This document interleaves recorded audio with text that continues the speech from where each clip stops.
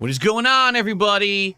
Guess what? It's time for the start of a brand new week, a 6-day streaming week here on DSPGaming, and to come back strong because we've got so much to talk about. I just had 2 days off, and we're going to talk all about what I was up to. Yes, including all the stuff that happened behind the scenes that we've been talking about recently and how it all went down. Plus, I'm finally done with Saros. Thankfully, I'm done with the game, and we'll talk about what happened back on Thursday night that led to this decision, because this week I want to do a tremendous amount of new stuff for you guys to keep things fresh and stop playing these games that literally aren't worth playing anymore, all right? And we're going to talk about Pokemon cards and all the stuff that's been going on the internet in regards to that. We're going to talk about all the drama that's involved with LTG right now, which is pretty crazy. And more. There is so much to talk about. It's going to be a great show. Sit back and relax. Ladies and gentlemen, it is time for a week-beginning episode of the Level 1 Podcast.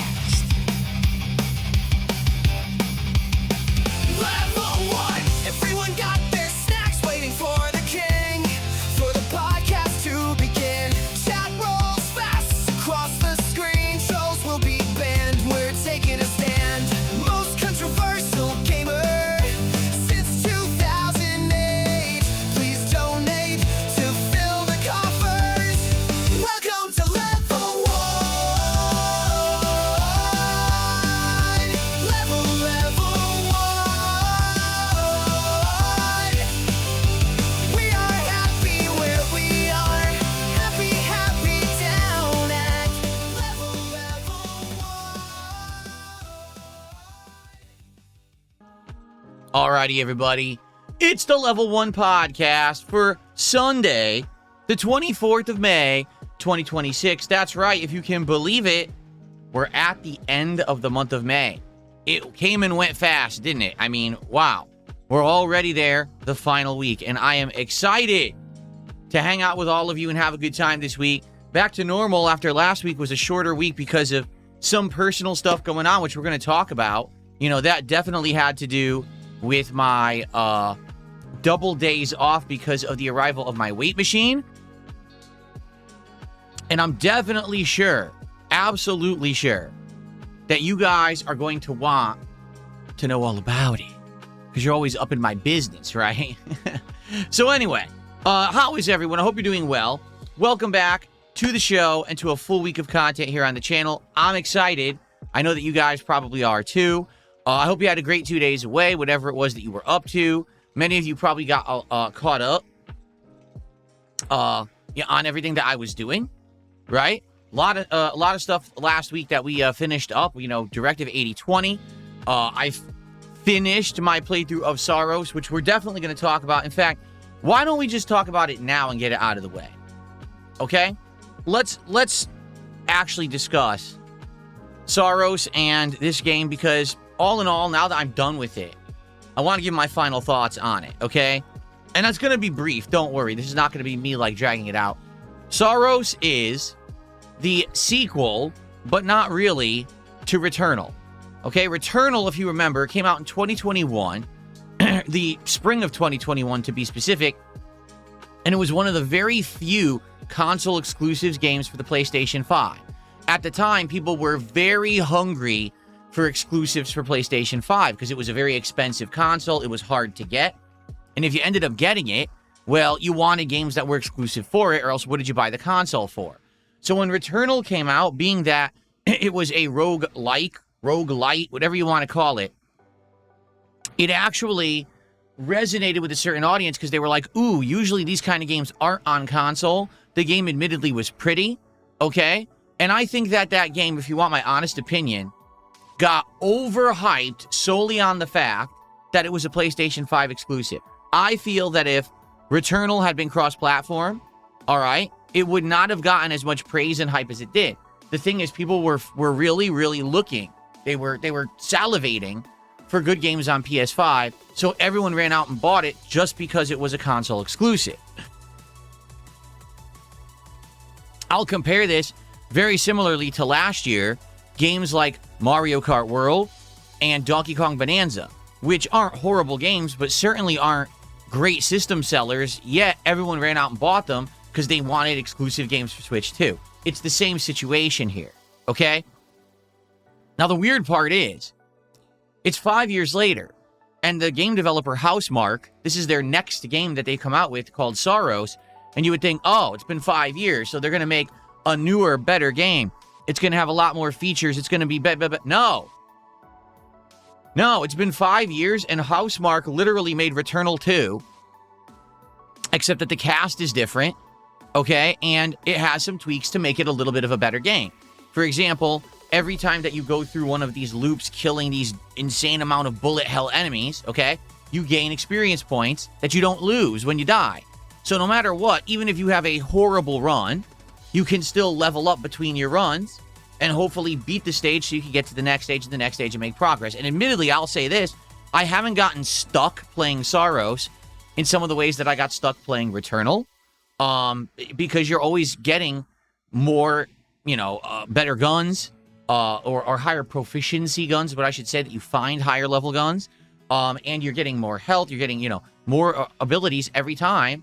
That's good. It's not wasting your time. The problem is, it's the same game.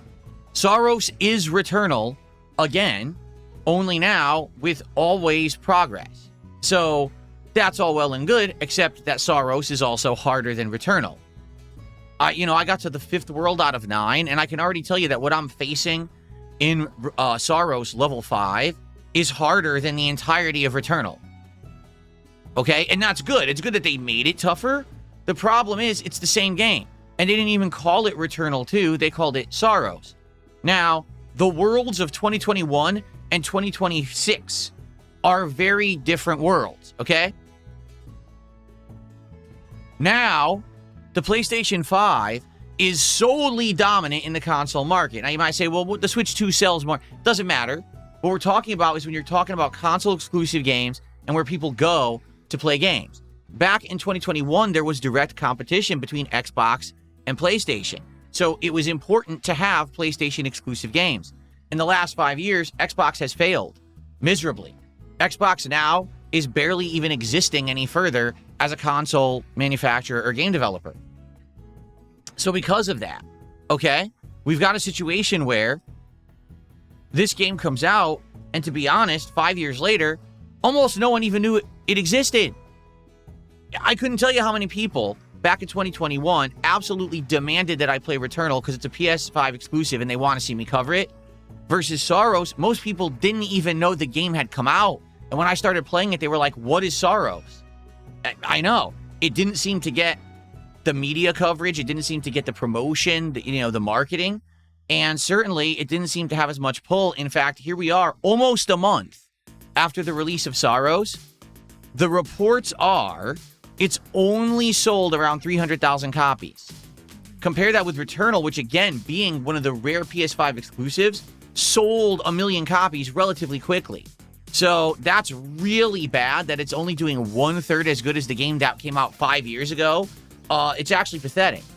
And to be honest with you, I can see everyone maybe playing Returnal once and saying, okay, I saw what it is, that's interesting. Who wanted to play that game again? Like, when I play a roguelike or whatever, I enjoy the formula, but I want to do it in a different way. And in the last 5 years, so many different roguelikes, right, have come out. So many. And the truth is that they're a dime a dozen now. You can get a roguelike of any genre, right? You can do one that's shooting. You can do one that's an RPG. You can do one that's a card game. There's so many. So it's not special anymore like it was 5 years ago. It just isn't. This formula is kind of played out at this point. If you're going to do it, you need to do it in an original way. And that's not what Saros does, okay? So for me, I've played Saros for almost 20 hours. And to be honest with you, you're thinking, oh, it's going to be getting better. No, it's actually not. It's getting more boring and worse the further in that I get. It started off strong, but now that I'm in World 5, it's actually getting way too grindy, way too repetitive, and quite frankly, I don't really have incentive to keep going. The audience has told me they're bored. The support has dried up on the streams, why on earth would I care about continuing with Saros? And the answer is, I don't. I have no incentive to beat the game. I'm sure there's no good ending, just like Returnal had an awful ending. I'm sure Saros also has an awful ending. There's no pot of gold at the end of this rainbow. I'm not enjoying the game the further in that I play. I'm not one of these people that gets a crazy amount of satisfaction because I beat a difficult game. I mean, if that were the case, I'd be playing every Soulsborne style game out there, and I don't. In fact, I told you I'm bored of them. I'm looking for unique experiences, not just difficult ones, right? So the truth is, we're all tired of it. And people have been saying, well, why don't you play this game? Why don't you play that game, right? Why not play Forza Horizon 6? Why not play The Baby in Yellow? Why not try a new indie-style sim game like the trading card store game? Why don't you play Subnautica 2? And I'm like, I can't. I'm playing too many games. Why? Why am I playing this game? What is it benefiting me? It's not. I'm really not loving it. You're not loving it. The support's not there. Why are we still playing it? It's not 2021 anymore where I'm stuck playing games that no one likes. So, time for the highway for Saros. Hit the bricks. Because I'm just, not having fun. And that's that. It hit the fan on Thursday night when I was playing it, and basically what happened is in World 5, the first 2 runs that I had done in World 5 were very easy, and I got to the boss right away, and I was learning how to fight the boss, and then the 3rd and 4th runs were insanely difficult because the game is RNG. So you might face almost no tough enemies, and then sometimes you face an insane gauntlet of ridiculous enemies, and it's just not fair, and the game's like, oh, well, it's a roguelike, so that's okay. Well, no. My time is valuable. I don't want to waste it grinding on the fucking stage because the game's RNG and isn't designed well. In fact, you want to know the truth? It's a cop-out, which is exactly what I said for Returnal. The whole RNG formula is a cop-out from having the game be actually well designed. If this game was handcrafted and articulated, that each challenge was hand designed by the game devs to specifically be a certain situation that you need to overcome, that's way more valuable of an experience than, oh, RNG, so who knows what's in the room. For one person, they turbo through it and it's super easy, and for another, it's like the hardest challenge in gaming history. F that. That's lazy game development. I don't care if you say it's a roguelike. It's lazy. Okay? And that's the problem with Saros. When you're playing it, sometimes you're having a ton of fun and sometimes you're not, but then you realize this game got boring. I don't want to redo the same level 17 times because I got bad luck 16 in a row, and then finally that last time I got a good run, right? Forget that crap. So, since we're all bored with this game, I'm done with it. We're going to move on. This week, I'm excited because not only this week are we going to continue with awesome playthroughs like Lego Batman and Pokemon Fire Red post-game, okay? We also have 007 First Light premiering on Tuesday. That's looking really good. And this week, we're doing all new content on the late streams. Tonight on my late stream, we're doing The Baby in Yellow, that horror game that's in early access that we just got a taste of last week. We're actually going to give it a night stream to see how it is. I think it's going to be great. Okay, we're going to be playing the trading card game Card Store Simulator, which is really cool because we did, again, 20 minutes of it the other night, and it's actually fun because not only are you running a store, but you're also opening packs, you're collecting, and you're selling and buying with other people. It seems like a really good game. If we like it, you can actually mod this game to be real games. So we can actually mod it to actually be Pokemon, which would be pretty cool. But there's other games, too, that I know people are interested. What about Subnautica 2? Now, I told you guys the reason why I didn't play it initially, but it seems like people who are playing it are like, actually, Subnautica 2 is way better than 1. There's less of a grind, it's less repetitive, it's less boring. We think you'll like it more, and if you're looking for a late-night chill stream, this is right up your alley for what you're looking to do with your viewers. I'm like, okay, maybe we should try Subnautica 2. Okay? And then, of course, I did actually install and play the intro to Forza Horizon 6. Not to say that I think that would work as a playthrough. I actually don't think it will. But we could do that, too. So we got a lot of possibilities for content this week. Why are we still playing Sorrows? Forget that crap. Let's play something fresh and new. And that's what we're doing this week.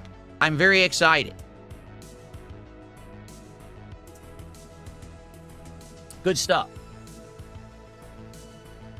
Okay, so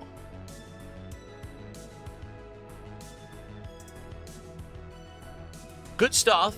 Thanks for listening to my blabbing intro, but now it's over with. I'm excited for this week. We'll talk about the schedule in a bit. There's so much to talk about. I want to talk about the Pokemon card thing. I want to talk about what I did on my days off. We got a big podcast today, a lot to talk about. But before we get to any of that, let's do some shout-outs for early contributions, shall we? So we will start here with Sky Jogger, who did a $5 super chat as the show was just starting up, actually.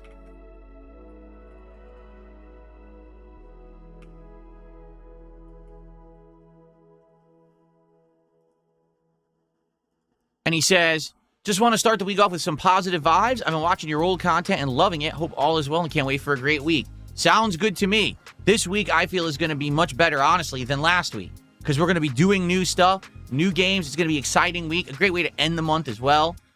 So good stuff coming. Oh, by the way, looks like I'm doing DSP Tries It tomorrow. See what I mean? Like, all this stuff is happening, and I want to get you all caught up. Okay. Lance Catamaran has gifted the first sub of the week. Thank you, Lance. So, FYI, it has been a hell of a week on Kick. There's been so much nonsense over there last week. And it's good to see, first thing, getting some support over there. Thank you to Lance for the first sub of the week. I really much appreciate that. All right. Good stuff.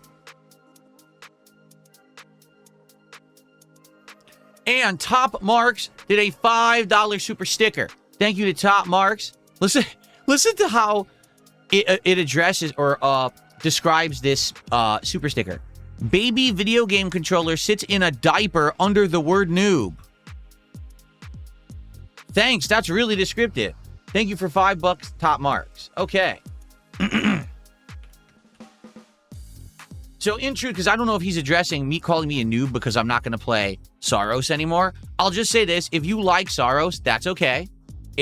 We'll agree to disagree. I don't even dislike the game. I just don't think it's a good game for me streaming. By the way, holy crap, someone just dropped a 10 sub bomb over on Kick. Thank you, Detractors Are Jealous. I'm going to shout that out in a second. So yeah, the thing about Saros is, I feel like if you're the kind of person who absolutely positively wants ultimate challenge in a game, and you don't care about how much time you invest in it as long as you overcome the challenge and you get a feeling of satisfaction over it, good for you. You'll enjoy Saros. Like, that game is absolutely for you. It's just not for me.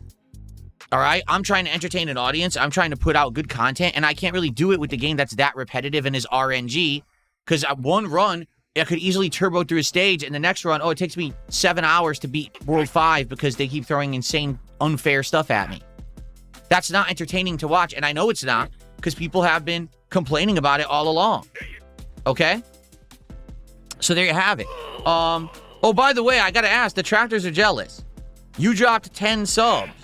Do you want me to open a pack of Pokemon cards? Because that's the new thing we're doing. I guess this will be the next thing that we'll talk about on the podcast this morning. Did he do that because he wants Pokemon cards? Because if so, then I'm already opening one pack on this stream because this is a Pokemon stream. But we could do a second pack if they want me to. I don't know, I don't know if that specifically was for that or not. Okay, we're going to talk about this in a second, okay? Cool.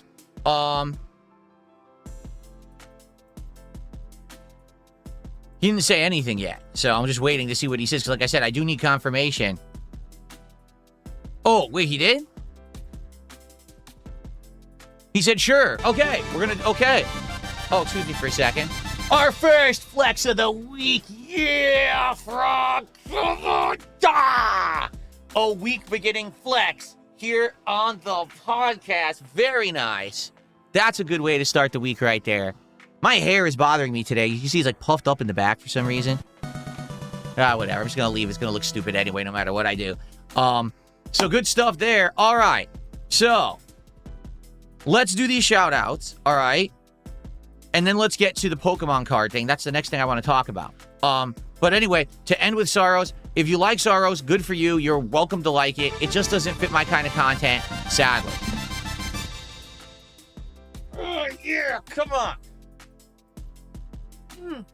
It doesn't work. It doesn't look... Oh, there we go. That's better. It was the wrong angle. There we go. See, I have to do it at the right angle. Then it flexes well. Come on. There you go. How you like that? The 2-arm flex. Very nice. Okay. So, all right. So, let's do shout-outs, and then we got to talk about the Pokemon card thing. So, thank you to Lance. Thank you to Top Marks. The Detractors Are Jealous gifted 10 subs over on Kick. Thank you so much. That's a great start to the week. So this is wrong, Lance Catamaran. I put you out under Kicks by accident. Sorry about that.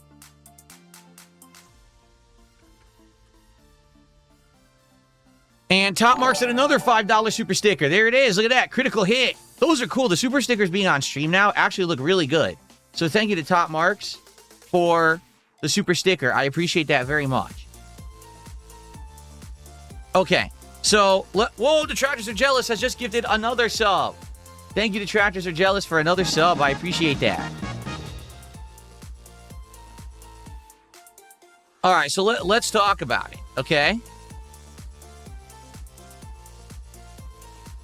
Let's talk about it.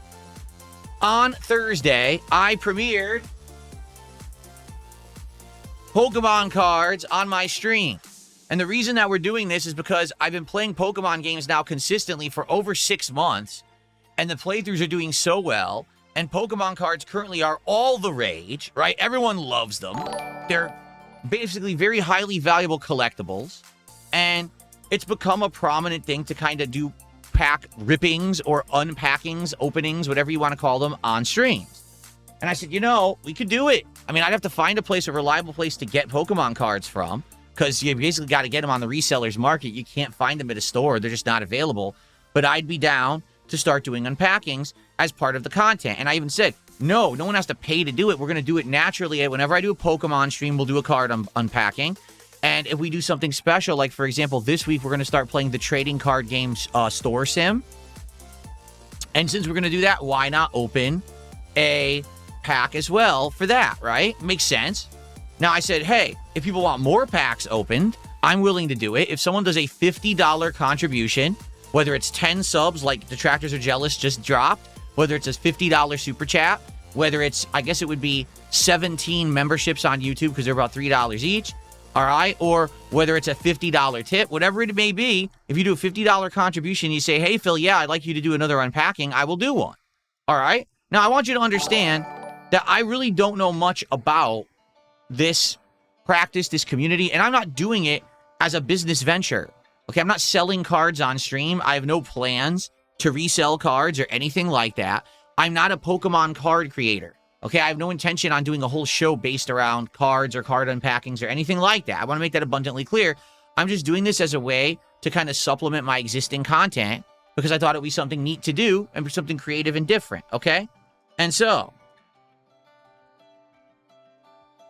that being said, when we were talking about this on Thursday's podcast, we were trying to brainstorm how should we do it, and we came to the decision $50 contributions is an extra pack, but I will just open packs naturally during my content, okay? It went well. Immediately, we had 2 different people who did $50 tips, so we ended up opening 3 packs of this during my first podcast of having them back on Thursday. I thought the segment was fun and funny because I didn't know what was going on. I didn't even understand, like, what are good cards or whatever. Now I know it's the art cards, which is supposed to be like the full card is a piece of artwork. Those are the valuable ones. And I did get one of those, but sadly, it was like the elixir. So it was like a very low value one. Okay, but now I know kind of what I'm looking for as I open the packs. But I had no clue. I was completely ignorant, right? So I do it. Now, here's the thing. I'm doing it for 2 reasons. The first reason I'm doing it is that I do think it adds an additional level of interest in my content. People will be interested to see, hey, did Phil get anything today or whatever? That's kind of cool. But on the flip side of it, I did it because I know that there is a insanely obsessed community of people on the internet based around this as a hobby. And I knew that it was going to basically get people talking, and it did. Because I'm not kidding. Apparently, over the last 2 to 3 days when I've been gone, okay, people on the internet have been talking about DSP is opening packs, and oh my God, he's a greedy, grifting scammer because he's charging people to open packs on stream, and he doesn't even give them the cards and this and that, to which I'm like, the fuck are you talking about? I'm not a Pokemon card streamer. I didn't start a new channel called DS Unpacking, where now every day all I'm going to be doing is unpacking cards, and I'm going to be making video content around it. That's not the point. The point is I'll be doing this as additional pieces of content of already existing stuff, okay? And I think it's cool as something new to do. I mean, I did it with the WWE cards last year. And by the way, when I did it with the WWE cards, nobody cared. There was no complaints. But now, because it's Pokemon cards, apparently now I'm doing it wrong because it's Pokemon cards. How dare I do it with Pokemon cards? Because there's a big community around this. For what I'm going to understand, people are like, oh, there's other people, and the content they actually put on the internet is that they sit there and they'll say, oh, I bought a box of cards, and this is a box unboxing stream. All I'm going to do is unbox cards this stream. And they'll go through the entire box in one sitting. It takes hours sometimes to go through, but people will give them contributions during the stream so it pays for itself. Okay, I never had any intention of doing that, nor is that this channel, right? Does this look like a Pokemon unboxing channel? No.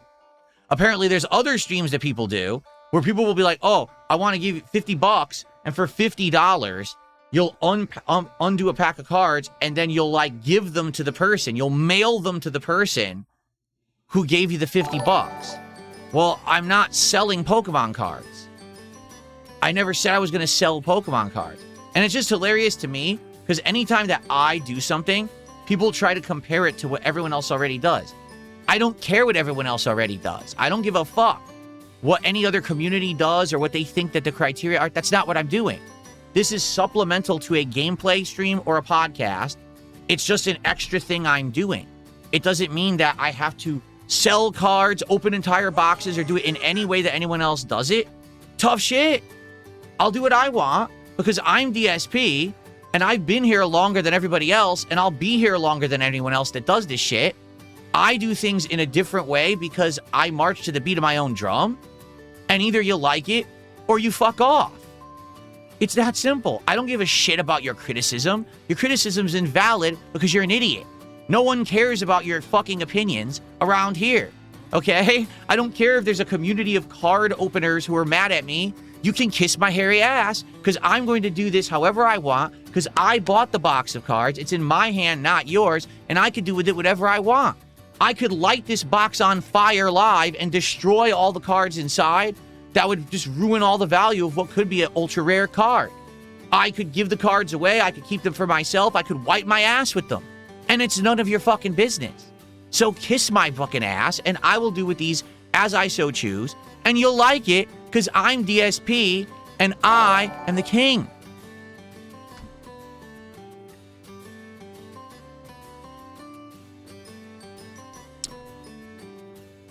Anyway, so all that being said, today we were already going to open one pack because I'm playing Pokemon today. And I said, whenever we do a Pokemon stream, I'll open a pack.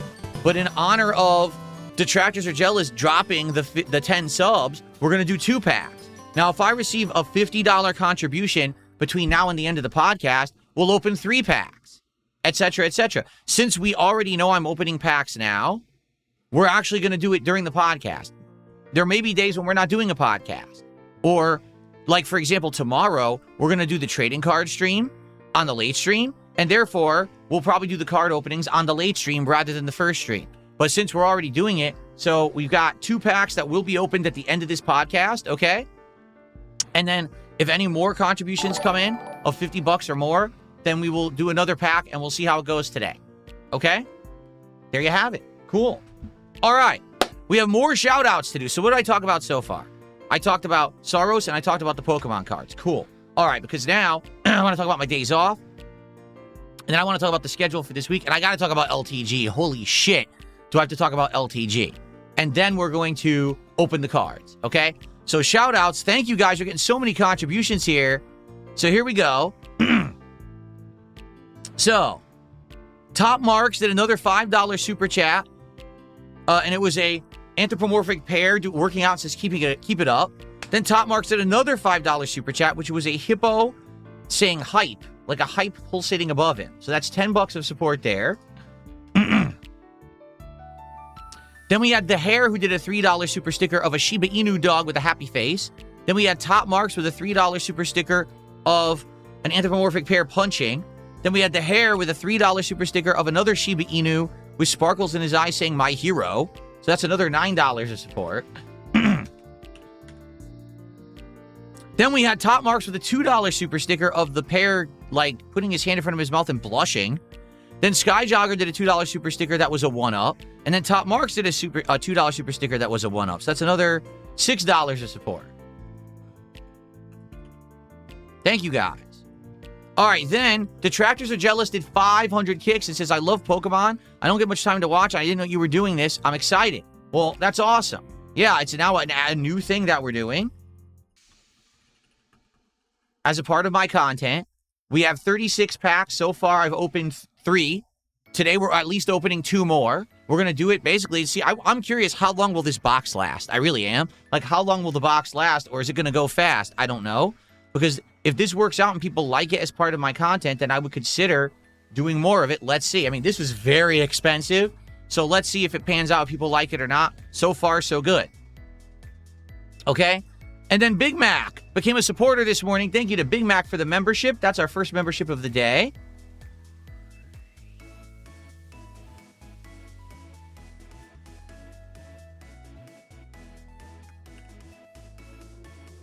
And then the hair did another $3 super sticker of the Shiba Inu massaging his face. And then Jack Ryan Gaming did a $2 super chat. Thank you, Jack. And then Top Marks did another $2 super sticker. So that's another 3, 4, 5. That's 7 more bucks. And now Top Marks has done a $10 super sticker. Look at that one. Leveling up. That's actually our biggest super chat of the day. So let's get Top Marks on the leaderboard. Thank you, Top Marks. Amazing support already this morning. I really appreciate that, everybody. Thank you so much for the early support.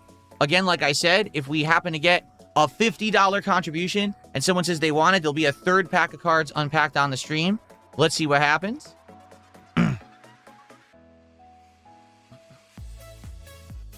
GoMax did a $2 super chat. Says Pokemon scalpers are furious you got your hands on one of the latest box sets. No, it's not. This isn't the new one. The new one came out just a couple days ago, did it not? I'm almost positive that a new one just came out the other day, and I don't have that one. This is the one from before that. Maybe, if we were to do this again, I would try to get the latest box, okay? But it still has value. It's just, it's not the latest box anymore, right? Because the new one just came out, I believe. So thank you for that. Unless I'm mistaken, but I was under the impression this was the next to latest box, right? Wait, did he say his name was Gomax? Oh, crap, I deleted it. Yeah, I think that he had a name. Hold on. That would be in trash. Let me find it. Gomax. Their name was Gomax. I'm sorry, Gomax. I accidentally deleted your message before I had a chance to shout it out. Your name is Gomax. Okay.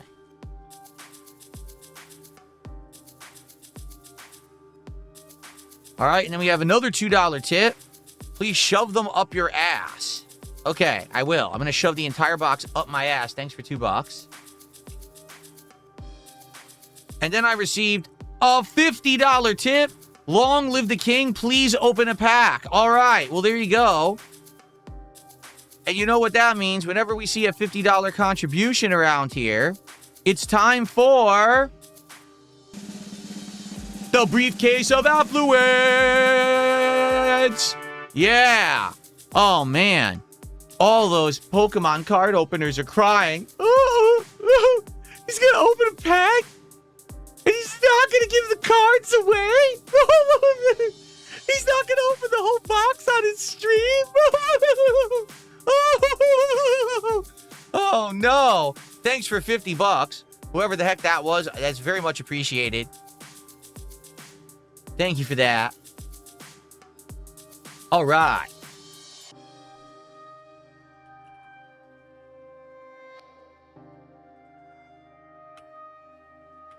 So far, we're opening 3 packs of Pokemon cards on this stream.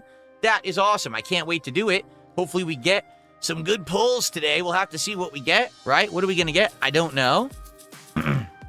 Okay. What's up, Chris? How are you this morning? Good stuff. All right, let's get to talking about my days off, shall we? Because I know people want to know what happened and what I'm up to and everything, all this stuff, okay? So, let's talk, shall we? All right, so, in regards to...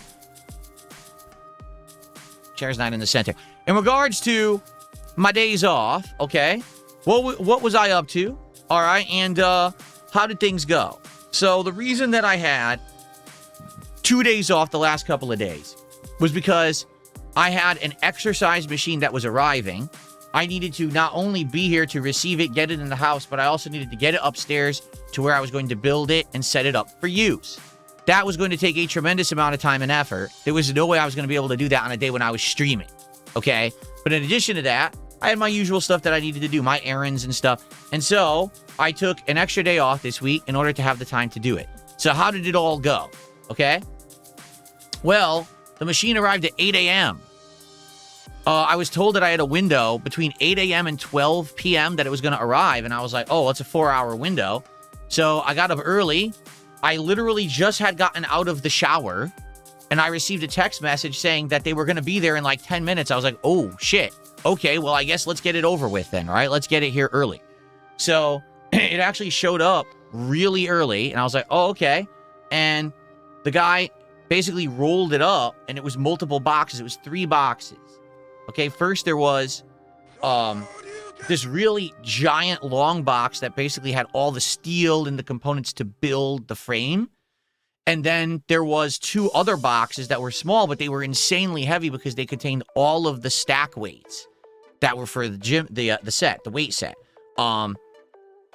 So he basically rolls this up and it's on this big pallet wrapped in plastic. So he starts breaking it down in front of my house. I'm like, all right, cool, let's get it in. And we each grabbed a box of the weights, which were super heavy. Each box was like 75 pounds each. We just got them in the front hallway because damn, they were heavy. And then the other box was probably around 200 pounds, I think. But we were able to get it in together. We each grabbed an end and got it into the hallway. And so he's like, oh, so can you get, you can throw out all this trash, right? Because all the plastic and everything was in front of the house. I'm like, yeah, don't worry about it. I'll throw that out. No big deal. And so he drove away. And I'm like, all right, so now I got to figure out how am I going to get all this stuff upstairs? Because it's actually, the exercise machine is in my bedroom in the storage nook that I used to call it, the nook. It was basically, it could be used as an exercise room. It could be used as an office. So we're going to turn it into an exercise room, okay? So I'm like, all right, so how are we going to get it up there? And I'm trying to figure out, I think the best way to do it is to break down the boxes themselves and just individually take the things upstairs. There's no way I'm going to get 75-pound boxes upstairs. There's no way that I'm going to get this 200-pound box upstairs. I just got to break all the components, individually. So I'm about to start breaking the boxes open and do that, and I look out front. I said, what the hell is that in front of my house? Okay. There is a giant wooden pallet just sitting in front of my front steps. And I'm staring at it like, was that not part of the shipping that the guy brought it in? Like, why did he leave it? It's huge, by the way. And I'm like, what am I supposed to do with this? So I called the shipping company. I said, your guy left this giant wooden pallet in front of my house. Like, what am I supposed to do with it? It's not mine. And so they called around and they called me back and were like, actually, so weird thing. I guess the company that you bought the weight machine from, the way that they store their weight machines is they just have a wooden pallet and they like wrap the machine boxes to it. And technically when they deliver it to your house, you now own that wooden pallet. Oh, okay. Well, I didn't think I was going to own a wooden pallet. Luckily for me, it was way lighter than it looked. I thought it was going to be heavy as shit. It actually was pretty light. So I put on my work gloves. I have gloves that I wear when I do heavy work so I don't hurt my hands. And I picked it up so I didn't get splinters. And I brought it, I basically leaned it against the wall in my garage. Like, well, I guess I have a pallet. I don't know what the hell I'm supposed to do with this. I have no use for this whatsoever. Maybe someday I'll have a use for a pallet or whatever. All right. So I was going to basically figure this out. Like, how am I going to get all this shit upstairs? So I at first said, you know what? I'm going to do my best to try to get this 75+ pound box upstairs. And so I tried to lift it because it has those plastic straps on it. And I did get it up one step, and immediately the plastic started to break. And I'm like, that's not going to do it. So we're just going to do it the old-fashioned way. And so I basically lifted the box stair by stair. Boom, boom, boom, boom. Oh, my God, it was an ordeal. Because listen, am I lifting and working out? Yes, I am. Am I lifting and working out 75-pound narrow boxes and walking up entire flights of stairs? No. Now, hopefully, eventually, I will be able to do it easily because that's the whole point of me getting the weight machine, is to buff up and increase my strength and be able to do this, right? So, yeah. So I did get it up the stairs, and by the time that I got it up the stairs, I was like, oh my God, that hurt. You know what I mean? Like, oh. Now I was like, I'm not doing the second box right now. There's no way I'm doing that. So my wife and I broke up the big box that had all the parts of the machine in it and we just basically together were walking up all the parts, because there's a ton of parts. This thing is like 1 million pieces. And it's all steel. I bought a good one. I didn't buy some piece of junk. I bought a full steel cage weight machine, very high rated. You know, can do a ton of exercises, up to 200 pounds of weight. Says I thought it was only 150 pounds, but I'm not factoring in my head the exercises also move the cage. So as you're moving, you're also moving the metal along with the weight plates. So actually, this one can do up to 200 pounds of bench press. And depending on the exercise you're doing, it's various. I think that the least amount is 150, but you can go up to 200 depending on the exercise. I was like, well, that's good. So, we got all the pieces up, and I also, being smart, I was like, I don't want this to just sit on my floor. So I bought the best level weight mat you could basically get. So what it is this thick reinforced foam, and then on top, it's got a rubber coating. And it comes in these squares, and you build a mat out of it. And so that's what you put the weight machine on, rather than just putting it direct on your floor and now having it damage your floor and everything. And this also insulates from noise and things like that. So built that first, then I started taking the pieces slowly, you know, into the new workout room and building this thing. So I thought, oh, this is good. I got one of the boxes of weights up the stair. I'm not going to need those weights till the end. I needed those weight plates on like step 4 out of like 22. So I had to go get the weight plates and lug them up the stairs again. Like, oh my God. So I got the weight plates up, and then I finally started building this thing, and it needed, well, it came with the Allen wrench. It didn't come with the other wrenches you needed, because you needed 2 adjustable wrenches to build this thing, because it has heavy nuts, and you need to basically have times when there's a bolt and you have to like tighten a nut on both sides. So you need 2 adjustable wrenches to do it. Luckily, I did have multiple wrenches to do this, because previously it didn't explain what tools you actually needed to build this thing. The good news is I have everything. Like I have every kind of screwdriver, wrench, whatever you need. So I knew that I was going to be good. So it took about, I would say, it took about 4.5 hours.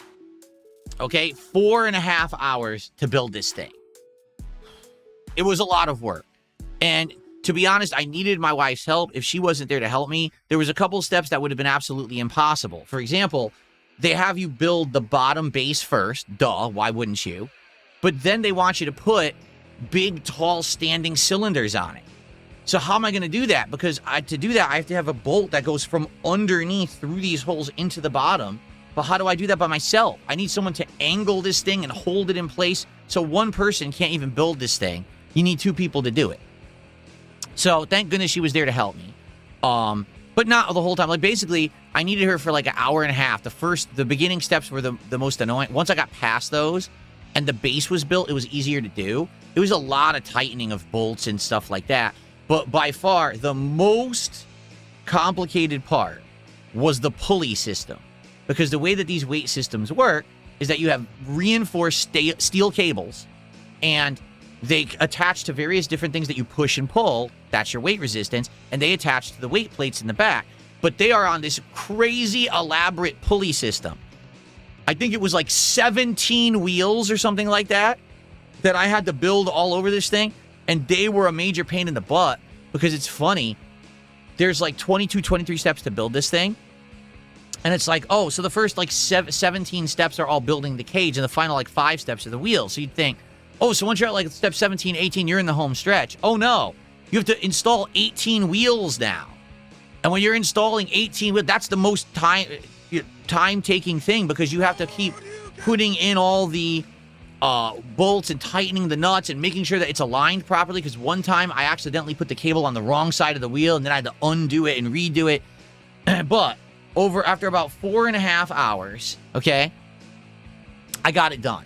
So the weight machine now is fully built, is functional and ready to go. Now here's why this weight machine is cool. Okay, it's got so many things you can do. All right.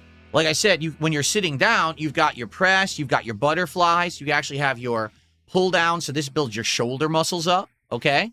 But then you've got leg stuff. There's multiple leg exercises like leg lifts. You can do leg pulls from the front of the machine.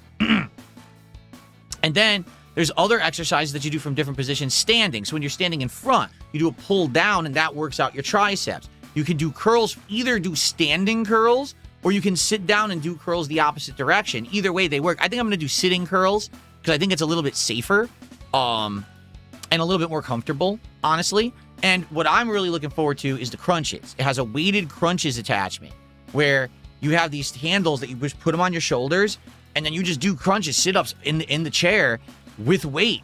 And that's what I was doing so many sit-ups on my old weight bench, okay? I broke it.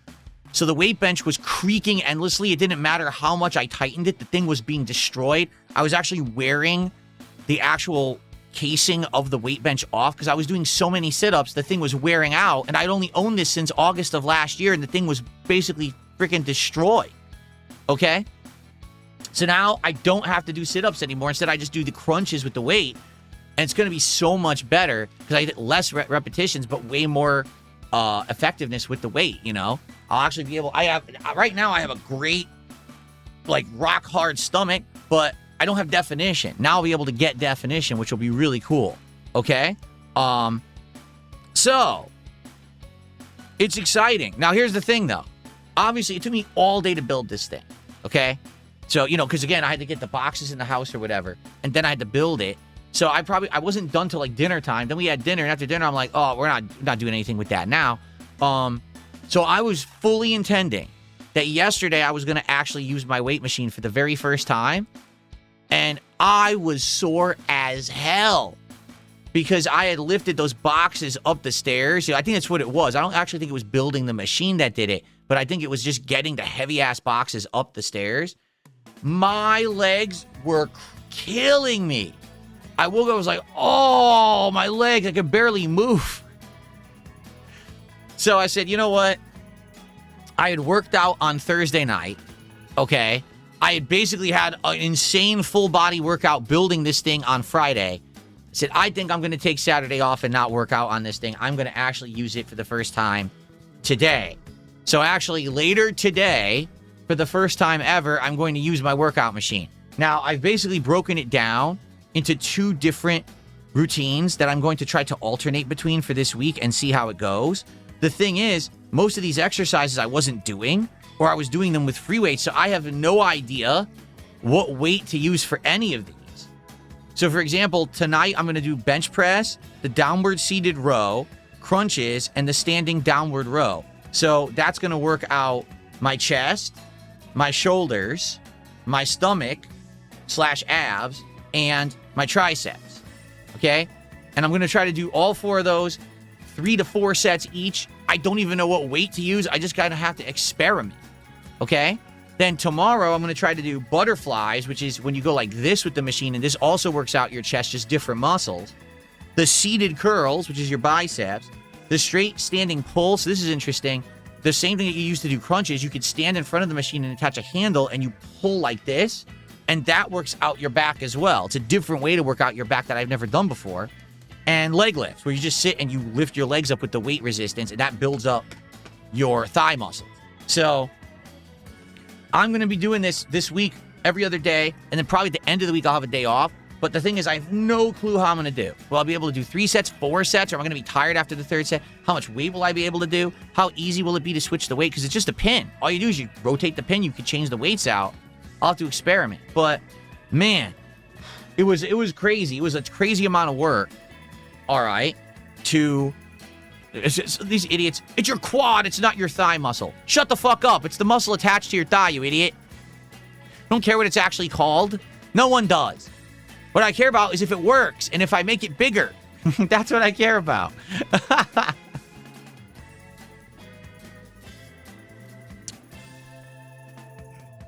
Okay. So anyway, yeah, it was a heck of a day on Friday doing all this. Now, yesterday, I basically had a much more relaxed day. Yes, I still had to go out and do errands and the like, which I did. But for the most part, I stayed at home with my wife and we just relaxed together. We got to watch a bunch of YouTube videos. We listened to some music. We did a whole bunch of stuff. We had some good food. We had sushi. We ordered sushi, which was really good. Just basically, it was a nice time to do the opposite of what we did Friday. Because Friday was stressful, work all day, building this damn thing. Saturday was a nice relaxation day. And I really enjoyed just relaxing with my wife and having a good one. I'll be honest. I do wish that we got to go out and do stuff, but there was no way we were going out after the day we had on Friday. I was so sore, I could barely move. I'm like, nah, there's no way we could do anything, you know. I did have to go grocery shopping, but that was about it. So yeah, and that was my 2 days off. The only other thing, and this is going to head into the next topic for discussion, which it won't be, I promise you this will not be a long topic, but I got to bring it up. I mean, how can I not bring this up, okay? So for those of you who aren't aware, Low Tier God, LTG, is not having a very good time right now. His life could be a little better. I mean, he's already going through a lot of bad shit. For example, he apparently tried to have a DNA test taken to prove that his daughter wasn't really his daughter so that he wouldn't have to pay child support. But then even though he's the one who initiated this, he decided to pull out at the last minute. I could make a joke right there because that's something that he didn't do. Excuse me. No.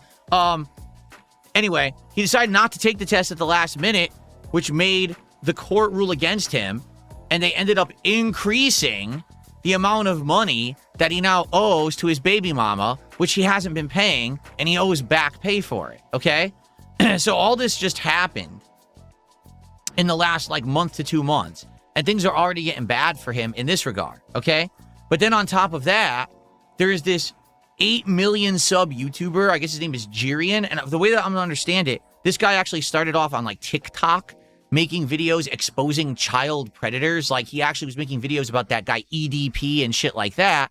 And apparently he blew up on TikTok making those kind of videos.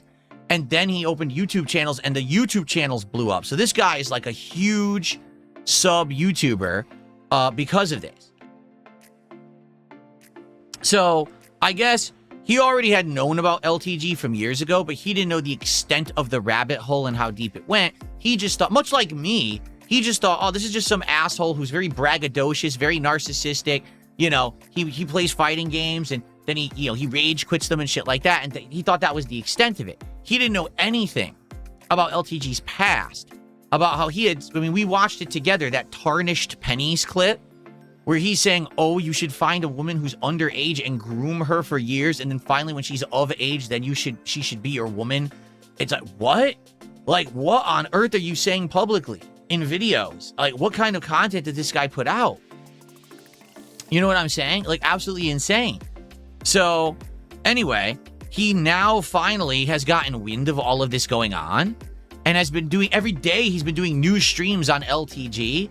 And so an audience of millions are now being exposed to LTG in a way that he's never been exposed before. Like I said, most of the internet just thought that he was just some kind of a big-headed asshole who said stupid shit, about video games and stuff like that. No one knew the extent of the crazy shit that this guy has said and done over the years, and the fact that he basically is mistreating women. He has a kid that he ignores. He freaking has said these horrible things about basically grooming and pedophilia and stuff. Crazy shit. Okay? So he's been just absolutely being destroyed by this Jirian guy for days and days. And apparently yesterday on stream, Jirian said, I wonder if LTG, how his income works. Because how is it that he has these thousands of subs and everything on his stream? Does anyone believe that it's real? Does anyone believe that his streams actually have thousands of viewers like it says they do? And basically, he had a former mod come on and was talking, I don't have any evidence, but it always seemed weird that he would have 1,000 people on his stream, but no one talking in chat. Well, guys, if you're not aware, I already exposed LTG for all of this during my King's Court stream back in April. I already proved 100% that the guy is faking all of his income because one of his whales came to my stream and dropped a bunch of subs. And then after the fact, a few days later, I found out that the subs were nearly worthless because this guy's in one of these countries where basically the sub is worth way less than it would be if he was American. So in the USA, if you buy a subscription to my, well, it's a membership on YouTube. If you buy a membership to my channel on YouTube, it's $3.99. But this guy was buying them for less than $1. Okay? So it was absolutely crazy that this guy comes in and he dropped 50 memberships. Oh my God. That's going to be hundreds of dollars. No, it ended up being like $40. And so that's how LTG does his stuff, is he counts every single contribution as equal and makes it look like he's incredibly affluent, when in reality, the vast majority of the income he gets is all devalued, and he probably has certain people who do this for him to try to blow him up and look rich, when in reality, he ain't. In reality, he doesn't make nearly as much as I do. And I know this for a fact because I've taken a look at his metrics, and I know for a fact that he's not making residual income like I do. He doesn't even make the stream income like I do, and all his subs are basically devalued or fake. Plus, he's spending money likely botting himself or having other people bot him to make it look like he's popular when he's not. He's a phony.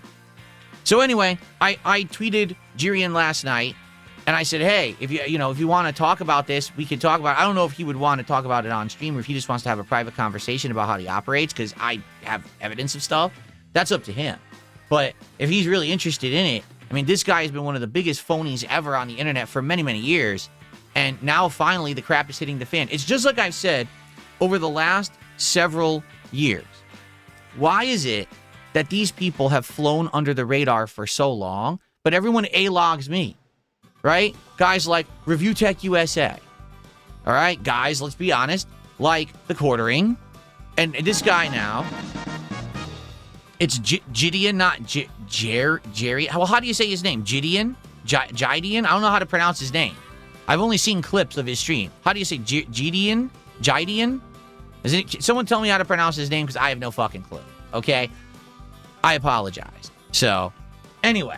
In regards to this, all right, basically, I can help the guy out, I mean, with some information, but that's up to him. If he has no interest in it, it's fine.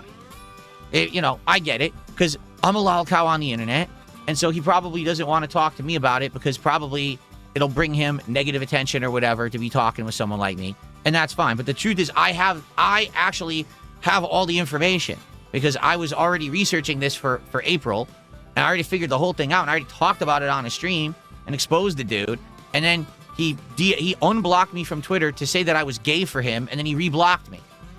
Not Gideon, but LTG did that, okay? So anyway, it's up to him if he wants to contact me or not. He can DM me on X, or he can send me an email or whatever. I don't know how to contact the guy otherwise, because he doesn't have open DMs or anything like that.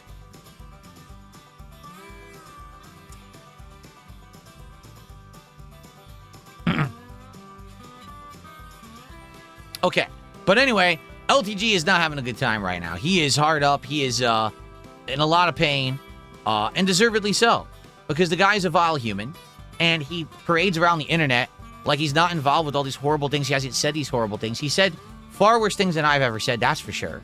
And it's just terrible that he just gets away with it, and people just want to put their fingers in their ears like this and go, I don't know what you're talking about. Like, dude, it's right there. You could play the clip of what he said about tarnished pennies and Drake, and this story he told about some girl. Well, I guess it was like on Facebook or whatever. He met her when she was 14, and he talked to her until she was 18, and then he slept with her. Like, dude, that's grooming. That's like the definition of grooming. You can't even explain it better than that. That's actually what grooming is. And you did it. And you openly, publicly admitted to it. Like, what the hell? Why should you have an internet presence? Because this is the problem, is people see that shit, and they'll be like, oh, well, look, this guy has 5,000 subs, and he's a successful streamer with all this prominence, and he makes all this money, he lives in a house for himself. No one should be following his example. No one. No one should be a horrible person to women on the internet and then get away with it and become prominent and rich. It shouldn't. I mean, quite frankly, the guy is a lowlife, and he shouldn't be having any level of success for what he's done. It's fucked up. So he's finally getting exposed, and it is what it is. I guess we'll see, but that's what's going on right now. Okay?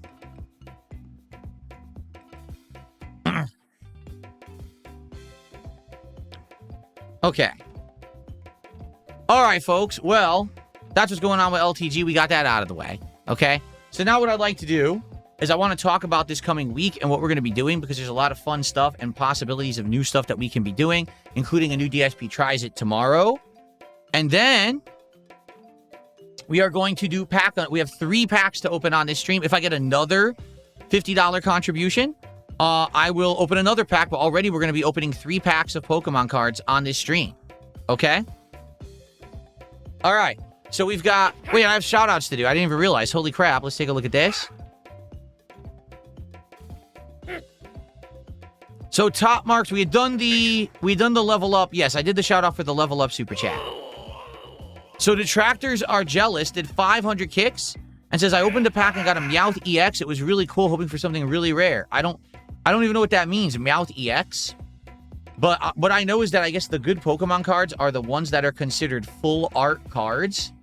If you don't know what that means, full art cards means the entire card is a piece of artwork.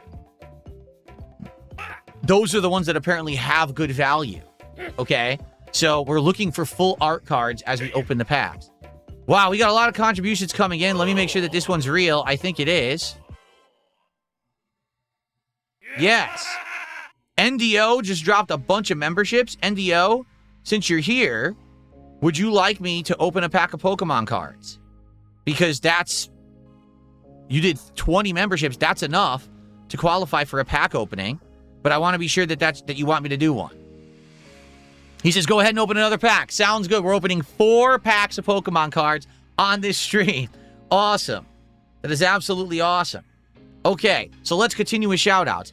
A Mill did 500 kicks. Says, I'm happy to contribute to your goal. I don't have a goal. He said, here you go. Even though your stream is incredibly boring, I don't even have to read the rest. You paid me. Are you aware of this? That you actually paid me? Like... I don't know. I guess not.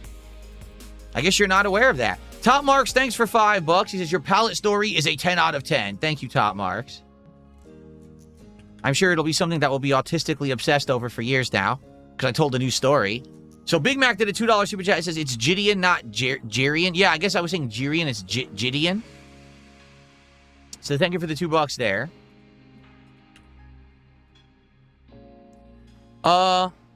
Doobie Doo did 200. Is that yen? Is that 200 yen, Doobie Doo?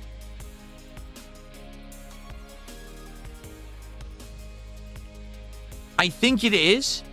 He says, rather than gossip, want to ask you to finish Silk Song. I did finish Silk Song. We pretty much 100%ed Silk Song.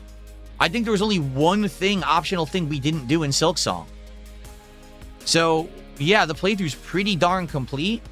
If you're not sure, maybe he's confused. Let me show you. Okay, ready? So, ladies and gentlemen, once again, I do this every once in a while, but allow me to once again show you how to find content on my channel. Are you ready? So let's say you wanted to watch my Hollow Knight Silk Song playthrough. Do not search on YouTube for it. You'll never find it. All you'll find are detractor clips. Okay? Here's what you do. Ready? This is my main channel page on DSPGaming. You find it at youtube.com/DSPGaming. Okay? Go to the playlist tab. Click on the magnifying glass and type in what you're looking for. So let's say you're looking for Silk Song. There it is. So when you click on this, you'll get the entirety of the playlist of Silk Song. Here it is. Look at all these parts. The playthrough was 56 parts and lasted months. I think we played it for like 2 months, didn't we? It was an amazing playthrough. I absolutely loved every moment of it. It's a great game. And that's how you find it. But we did complete it. 100% we beat the game, in its entirety. Okay? So. Oh, he says, I just wanted to know if you had a good time playing it. I loved it. It tied for Game of the Year for me last year. It was Silk Song and Expedition 33 are co-games of the year for me last year. The game is the best Metroidvania I've ever played in my life. It's just that good. And I cannot wait for the DLC because the game is so outstanding. So there you go. Thank you. Okay. Very cool. Okay, continuing on. So NDO gifted 20 memberships to the community. Thank you so much, NDO. That's an insane amount of support.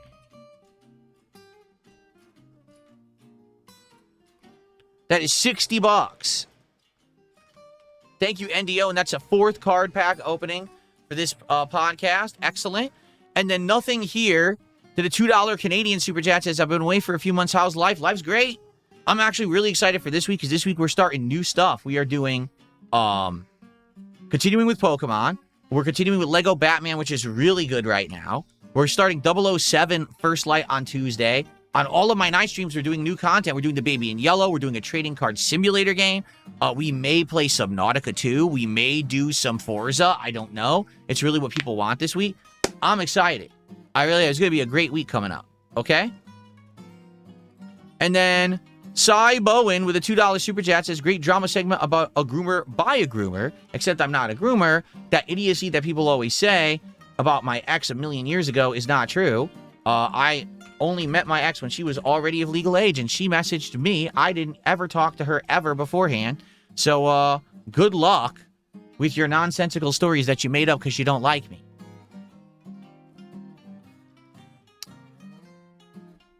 You're an idiot. Okay. Yes, I want to play Symphony of the Night. Exactly. I've never played Symphony of the Night. So I don't know how good it is. Everyone says it's like the best Metroidvania ever, but since I've never played through it, I don't have a frame of reference. I only played the first half, and then I dropped it and never continued. So I would like to go and play Symphony of the Night. That'd be fun. I think we should do that maybe even this year. People were saying, I guess it was available. I forget what platform it was available on, but I think it's PlayStation or something. Or no, someone said Switch 2 it's on, I think. We could play it on there, I guess. Okay? Bog Patrol, that's also a lie, so now you enjoy your ban. There you go. Okay. All right. So, what are we doing this week? Well, today, it is a continuation of Pokemon Fire Red on this stream. And on my late stream, we're playing The Baby in Yellow, the horror game that's in early access. Apparently, people are saying it's very creepy. It's very fun. I'm excited. And I hope that you guys will join me tonight for that, okay? Then tomorrow, we're going to be continuing on with Lego Batman. And tomorrow night, we're going to try the Trading Card Game Simulator. It's TCG Card Store or something like that it's called. I apologize. My hair is bothering me. It's sticking up right in the middle. Yeah, it's a card store simulator game. So that should be fun. And hopefully that turns out to be a fun thing we could do as chill streams. And we're going to be opening card packs during that as well. Okay. Then on Tuesday, it's the premiere of 007 First Light. Yeah, and then Tuesday night, I don't know if we need to have another stream of Baby in Yellow because I don't know how long the game is. But if not, maybe we'll do something else new. Maybe we'll try Subnautica 2. Let me ask you guys this, okay? Would you prefer Subnautica 2 or me actually doing a full real stream of Forza Horizon 6 or something else? Because we have many options. Okay? We have many, many options. Okay? So, what do you think? Because here's the thing. We tried Forza. No one seemed impressed. Which is exactly what I thought would happen. I didn't think that people would be impressed at all. And that's exactly what happened. People seem to be very bored. Now, people have been asking for Subnautica 2 for about a week now since it came out. And I'm like, I'm okay with trying, Subnautica 2. If you guys want, it's on Game Pass. What I've heard, because remember, my criticism was when we played Subnautica 1, that eventually it was good at first, but we hit a point where it got very repetitive and grindy and people didn't like it anymore, right? So, are we going to hit that point with this game, or is it better? And people are telling me, no, apparently Subnautica 2 is designed to be way better, and it doesn't really feel that grindy. It's more of a survival adventure, and it would be a pretty cool game. So, I don't know what you guys think. I'm getting two opinions. On the YouTube side, people are like, yeah, Subnautica sounds cool and interesting. Give it a shot. And on the Kick side, everyone is screaming Forza with the wheel, but I'm not playing it with the wheel. I'm either playing Forza on the controller or I'm not playing Forza. So that's your choice. Is Forza with a controller or no Forza? If you say Forza with the wheel, I just completely ignore you because we're not doing that.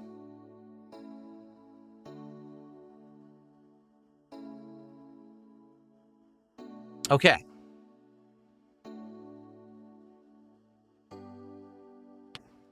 Some people, all right, it seems like Subnautica 2 maybe in demand. So I think because what I want to do this week is have the day streams be all the new games. So it'll be like Pokemon, Lego Batman, 007 as day streams. And then it'll be Baby in Yellow, the trading card game, maybe some Nautica 2, and maybe alternate between those. However, I do want to play Friday. On Friday night, I want to bring back Friday Night Fights old school fighting games. I'm craving them. I'm upset I didn't get to play them last week. I'm also upset because 2 weeks ago it didn't even do well. We played old school fighters, and I did well in it, but sadly we just didn't get a lot of support. I want to believe that fighting games have a place in my content, and I was disappointed. I wanted to give it another shot, but then we didn't get a chance to do it last week because my weight machine arrived. So I'm hoping that fighting games will actually do better this week. Okay, I guess we'll see. But Friday Night Fights I want to bring back on Friday. Okay? Okay. All right. So that's the week. Good stuff coming up. Oh, tomorrow we are doing DSP Tries It. All right. We're doing DSP Tries It. We are going to do Chipotle. Someone had suggested, why don't I go to Chipotle and try to get what they're pushing as their health food line, which is the protein, like protein, double protein stuff. And I'm going to do that. I'm either going to get a burrito or a bowl or something, the double protein, which is like double adobo chicken. And they cut down like no cheese, but instead they'll put in like avocado and stuff like that. So I think I'm actually going to try that tomorrow for DSP Tries It during my stream of Lego Batman. Okay, so we are going to do a DSP Tries It of trying the protein-infused line of product from Chipotle and actually see if it's any good. Okay?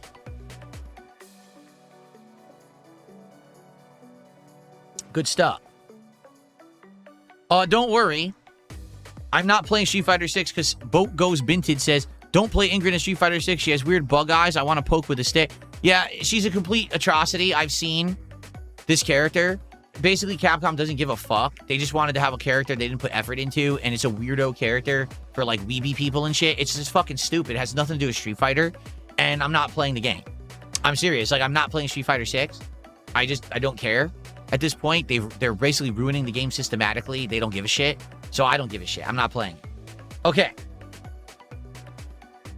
The Bomb says, Symphony of the Night is good, but I do think that people overlook the genre, how much the genre improved, including future Castlevanias. Silksong, for example, is probably much more refined than the formula set by Symphony of the Night.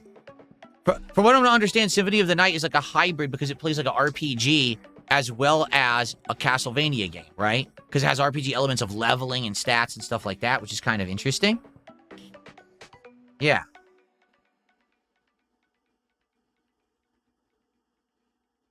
Okay, cool. All right, well, guess what? I think it's time. I think it's time for our unboxing, folks. Let me get set up here because, yep, I got to set my camera angle properly to do it. And we got to set up. We're going to do 4 unpackings right now. If we get another $50 contribution, I'll do 5. But right now, we already have 4. Thank you guys so much for the early support today. You guys are absolutely awesome. And I appreciate you. Cool.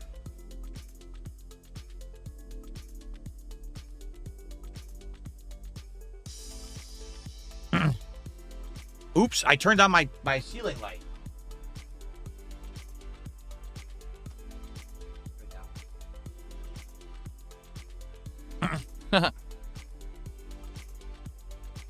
Yes, I played Genshin Impact when it was brand new. I played it a few times. Never went back to it, though. Okay, ready?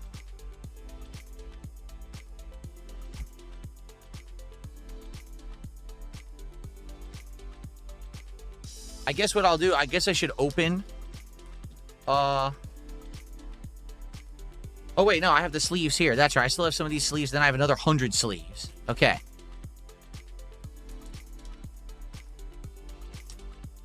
No, I don't use an AI filter to make my arms look muscular. I'm sure I could figure it out if I wanted to. It's not all that elaborate. No. I told you what it is. It's camera angles, okay? So right now, this is a good angle. As you can see, my arm looks good from this angle. But if I do a different angle, it won't look nearly... See that? It doesn't look as good. It depends on the camera angle. Because remember, a webcam is a single camera. It's not like the human eye. The human eye has two lenses that give you a 3D perspective. So if you were here in person and you saw my arm, you say, oh, okay, it's that size. But just one lens looking at it and depending on the angle makes it look different. So it's hard to tell, is it big or not? Because now it looks big, but then if I put it at a different angle, it'll look skinny. And see, look, it actually looks less big and more skinny when I put it like that, you see? And also, when I turn on my face cam for gaming, the face cam automatically deletes everything around faces and everything. So for example, it'll delete some of the fat on my face, but it'll also delete some of the meat on my arm. So it makes my arm look skinnier, but it also makes my face look skinnier. That's how the AI background removal tool works. It always cuts just a little bit off around the edges of everything. It's not an AI filter, it's a background removal tool that does that when the face cam is on. Okay. All right, so let's get started because we got a lot of unpacking to do. I'll get all my supplies here. Okay. Here we are, everybody. And, oh, my gloves. We can't forget the gloves. We have to make sure that the cards are protected. Are you kidding me? What if I get a good pull and I've touched it with my human hands and I get oils on the cards? Then the value would be significantly reduced. We can't do that. All right. Here we go. My Mickey gloves, Mickey Mouse gloves for this. All right, ready? All right, everybody, let's do it. Let's get started. 4 packs. All right, let's just grab one from this side. It's another Lucario pack. Okay, cool. Let's see if we can get this down to a science today with the 4 packs that we're going to do. Here we go. All right. What the hell is this song? What is this song that's playing?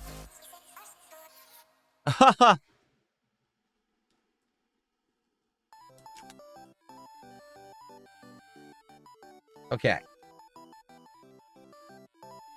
So first off, here's your code.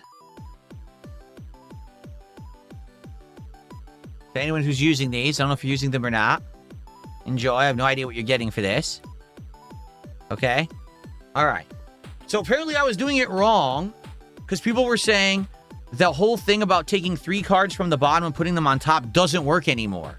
That in the most recent sets, what they've done is they changed it so it doesn't even affect anything. So I'm not even going to bother with it. I'm just going to go straight with just flipping cards and seeing what they are rather than worrying about, oh, we got to change the order or whatever because apparently it doesn't affect anything anymore. That's like an outdated practice. Okay. All right, so let's just go. Let's just start. We got 4 packs to do. What's up, King Michael? It's good to see you. Let's start. Let's see if we get anything good from the start. Here we go. So there you go. So your energy card will always be your first card as long as you're not reordering the pack. So there you go. Basic energy looks like water energy.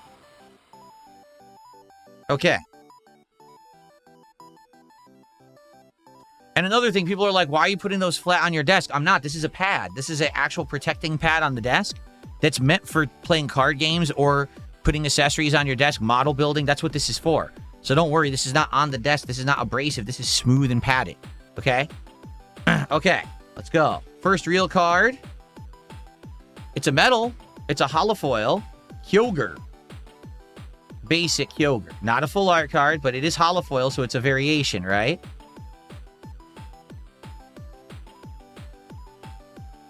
Cool. I like how it looks. I like the holofoil look.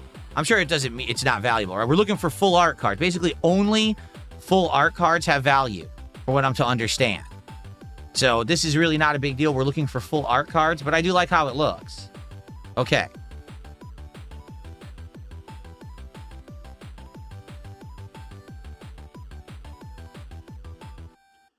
We have a metal. Dialga. A silver metal Dialga. I do like the art on these. Okay.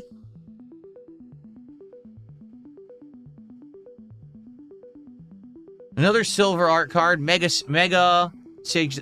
We already had that, right? Mega Signal, but this is a silver art version. Okay.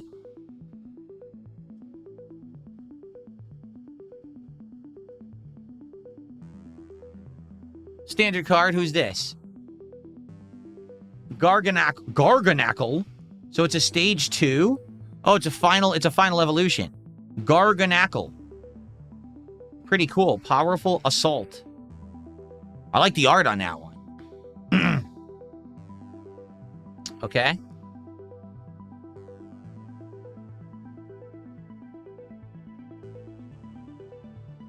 Kadabra. That's a classic. Second evolution of Abracadabra and Alakazam. I like that card. Another, I like some of the art is nice on these. Very nice. Is that true? People are saying the hit comes after the energy card. So then we should do it to build to the hit. We could do that. Okay, let's do that then. Frosmoth. That's the ice bug type. Frosmoth. Chilling Wings. Let's do that. Let's change it up then. Let's try to order it so that the hit will be the last card. Beware. That's the evolution of that bear. I forget the first form of this bear. But this is the second version. Beware. Looks like a teddy bear, honestly. But it's huge, right? It's like a ginormous Pokemon. Execute. We already have Execute. Well, now we have another one. Switch. So you could switch your Pokemon during the game. Switch out. Yep. Okay. And the last card is... Oh, Abra. So we had Abra and Kadabra in the same pack. That's cool. Okay. All right, so what you guys are saying is if we're doing it in order, the first card will always be an energy card. The second card will be considered your hit card. Right? Okay. So we should do it in order to build up to the hit. Right? Yeah. So do it face up is what you're saying. Gotcha. Put the cards face up and go through that way. Okay. We'll do that. All right. That sounds like a plan. So far, hold on. So far, this is our hit. So we'll leave that on top over here. That's our hit card that we got so far. Okay. Not that it's really a hit. It's probably worth nothing. Okay, let's do another one. We have 3 more to go. Who's that? Ah. Venusaur. Cool. Second, third, and fourth card could be a hit in the new set, but the guaranteed hit is right before the energy. Got it. Okay.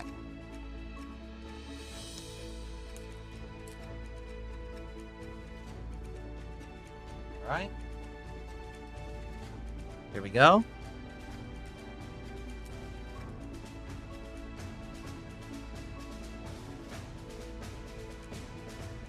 These cards will not come out. Even loosening the pack so much, they won't come out. They're stuck.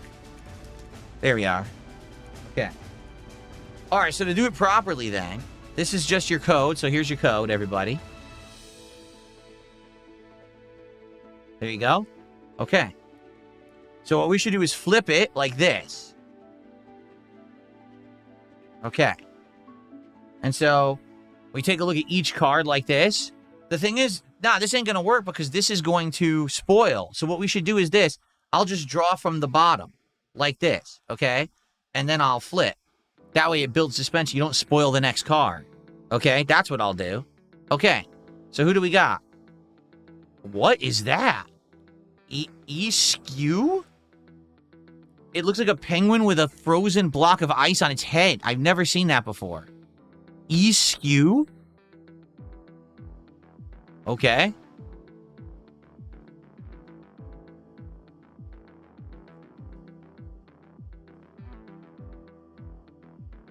Bayleaf. I've had Bayleaf before. Cool grass type. Stage 1, so this is the evolution. Cool. All right. Next one.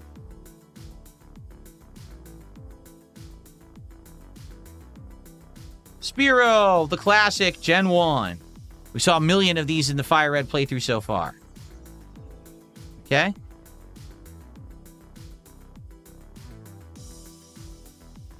All right. Onyx. Wait a minute. Why is it spelled with an I and not a Y? Isn't Onyx spelled with a Y? So why do they spell it with an I on the playing card?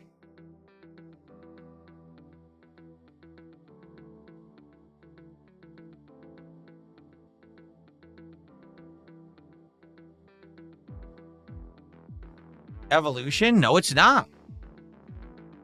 That's a basic. Sleeve it, it's a misprint? No, it's not. It's always been with an I. I swear it was with a Y. I guess I'm misremembering. I swear Onyx had a Y, not an I, but maybe I'm wrong. All right, maybe I'm wrong. Okay, continuing on. A very dark color card. I like this one. Crawdaunt? Stage 2? No, Stage 1 Evolution. Crawdaunt. Why is it dark blue? None of the other cards are dark blue. I wonder why this one is dark blue color. I like it, though. I like its look.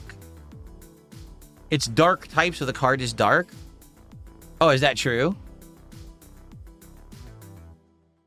Very good. I like the look of that card. Okay. We're nearing the hit, but not yet. Mystery Garden, so that's just an arena, right? One of the arenas you fight in. Okay.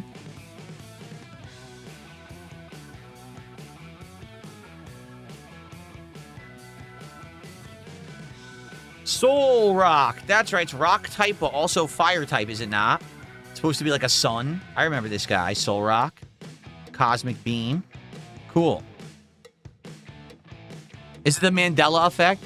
Oh, I see. So what people are saying is the actual word Onyx is spelled with a Y. The Pokemon's always been spelled with an I, but in your head you're thinking the real spelling. I see. Okay. All right. We're still not there, but we're getting there. Well, we did get a metallic card. We got a metallic Ice Cube, which we already have. Oh, you know Ice Cube, like Ice Cube? So it's Ice Cube, get it? I like the metallic version better than the standard version. The shiny blue is very nice, attractive to the eye. There you go. All right. Another metallic. Gumshoes. Remember Gumshoes is the evolution of the other one. I forget what the first evolution is. Honestly, isn't this art look weird? That art looks like cartoonish. That art doesn't look like the style of Pokemon. It's very cartoonish looking, so weird. All right. So now, of course, we're gonna, if we just do the top card, that's that's your element. So now the next card is considered our hit card. We've built the suspense already. Here's our hit card for this pack. A holofoil Raikou. It doesn't ring a bell. Raikou. I don't remember this one. What generation is this one? I don't remember this Pokemon. Raikou. But nice, but I don't think it's going to be worth anything. Not a full art card. We're still looking for full art. We haven't found a full art yet. Gold, silver, people are saying. Oh, okay. I didn't play gold, silver. All right. So there's our 2 hits so far. Let's continue. We got 2 more packs to go on this stream, folks. All right. We'll do another Lucario pack. All right. Am I making a spreadsheet of all the cards? No. 2 more packs to go. Again, if I get another $50 contribution by the end of the podcast, we'll open another additional pack. Okay.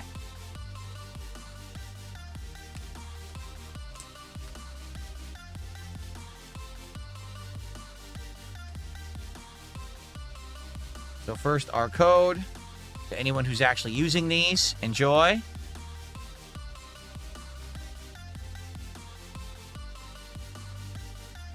All right, so again, I'll be going from bottom up.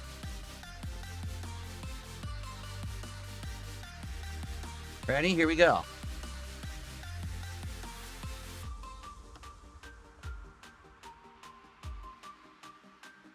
Electrike. I remember Electrike.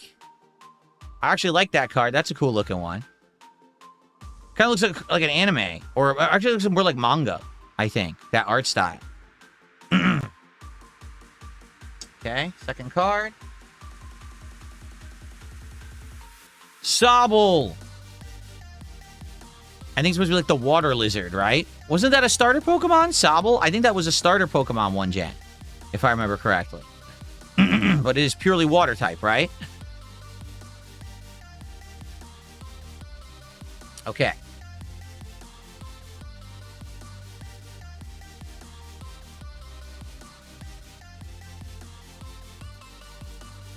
Toxicroak. That's right. The toxic frog. This is poison type, right? Poison type. Toxicroak. That's the evolution. It's not the first four. Nice. Oh, look. It's Stuffle. That's what evolves into that bear, right? That we saw before? It's Stuffle. Light Punch and Flop. Normal type, I think? I think it's just normal type. Cute Stuffle. Oh. What do you mean cringe? You think that's cringe? Latios. Isn't this the guy we have the Mega Evolution of? It is, isn't it? We have the Mega Evolution Holofoil Latios. This is the standard Latios. Dragon Claw, does that mean it's a Dragon type? I think it's Dragon type, but I'm not sure. Okay?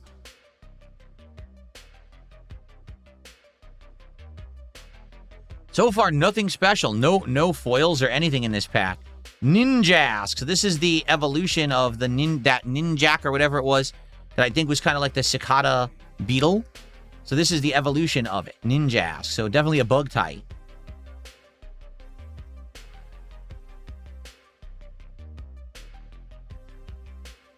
Okay. Just a crappy Repel. Repel.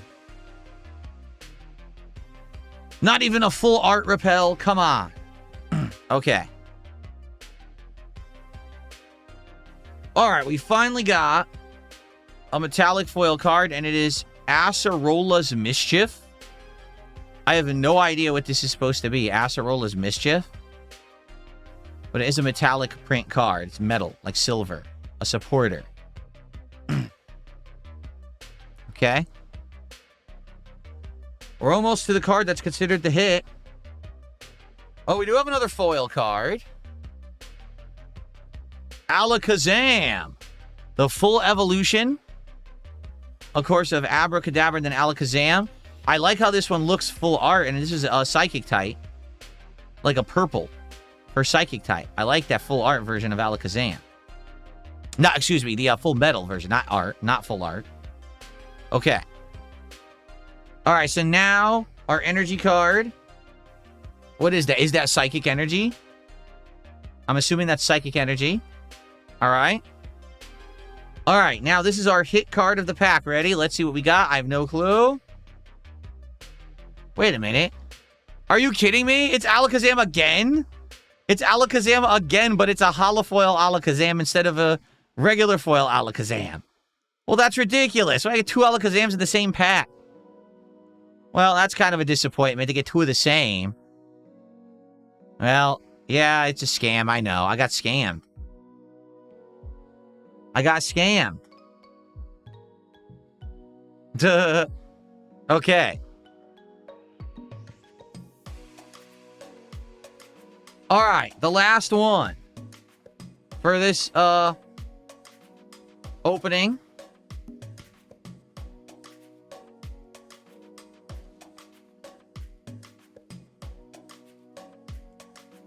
Another Venusaur. All right, this will be the last opening of the stream. Unless I get another $50 contribution, but I'm not foreseeing that happening. Let's go. The last pack. So far, I didn't get anything good. We have one full art card so far out of this box, And it was the freaking potion or whatever. Remember, like the energy drink? That's the only full art card we got so far. So, okay.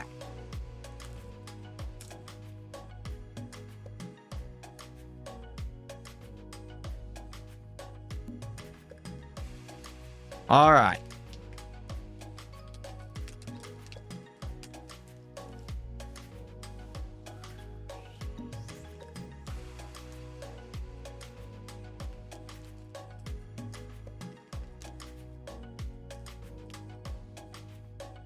All right, so our code card, as usual. There we are. Okay.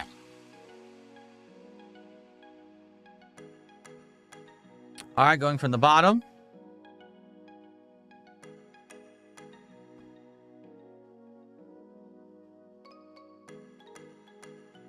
Tink-a-tink? I have no idea. Tink-a-tink? That doesn't really ring a bell. Tink-a-tink. Not at all. I don't know. What gen is Tink-a-tink? Anyone know? I don't know. Okay. Ooh. I like the look of that one. Now, is that also a dark type? Nickit? I think so, right? So I think it's dark type. I like the dark cards. They look pretty nice, the color scheme of them. I really like those. Okay.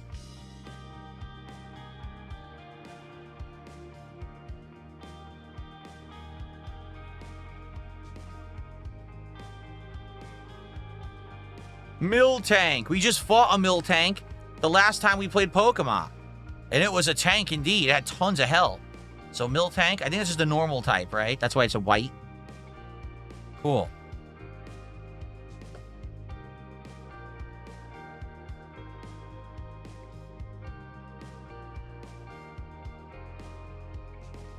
Curlia? Is this a lower evolution of Gardevoir? It might be, right? So that's fairy type, correct? Fairy type Pokemon?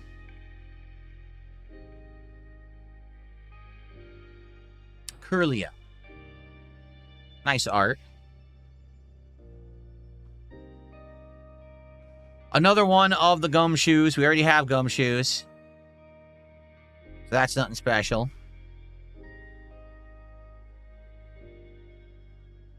Oh boy. The surfing beach. How exciting. We're going to the beach, everybody. I mean, it is almost summertime where people will be going to the real beach. There you go. Surfing beach. How exciting. All right. We have a few left, but it's not looking good, honestly. Ooh. I like this one. Centiskorch. I think I remember. It's bug type and fire type. It's supposed to be like a fire centipede. Looks pretty cool. Centiskorch. I like it. That's probably one of my favorite arts of all the cards we've opened right there. Centiskorch. I like it. Okay. We got a medal. It is Golden Go. What the hell is that? So I'm assuming it's a steel type. He's surfing. It's like a dude made of wood and he's surfing. Yet it says it's a steel type. Golden Go. I don't remember this guy. Golden Go.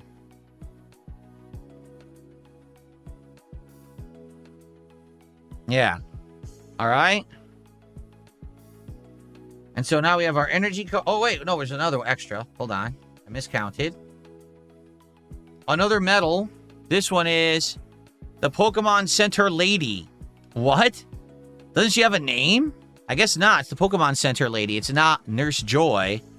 It's the Pokemon Center Lady. Oh, boy. And it's metal. I always wanted a metal card of a Pokemon Center Lady. How exciting. All right, and then our energy card, which is just lightning. So here we go. Here we go, folks. Considered our hit card of the pack. Will it be anything good? Ready? No. It's a holofoil Steelix, which is the full evolution of Onyx, right? But it's a holofoil. It's not a full art card.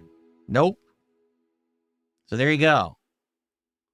All right, well, we opened 4 packs. These are considered our hits of the packs here on top, but nothing too crazy at all. No. But that's how many? 7 packs out of the 36. So we have 29 packs left to go. Could there be anything good in here? I don't know. But so far, nothing good, right? So we only got 1 full art card, and it was a freaking potion. That's all we've got.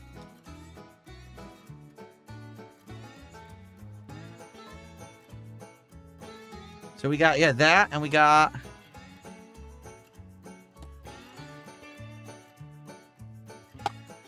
This is the full art card that we got so far. The freaking Premium Power Pro. That's the only full art card we've gotten in our 7 packs that we've unpacked. So, not much luck. Yeah.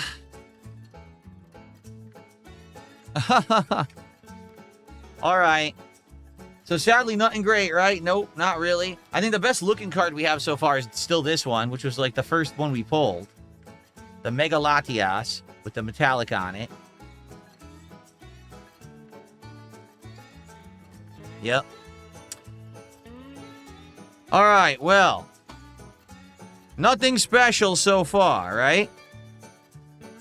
I guess we'll have to see as we continue to unpack these, how well we do, if we do any good or any better. Because so far, no luck. But it's all right. It's still fun. I like seeing all the different Pokemon. Okay. Let me just get all the stuff moved back now. Thank you for the support this morning.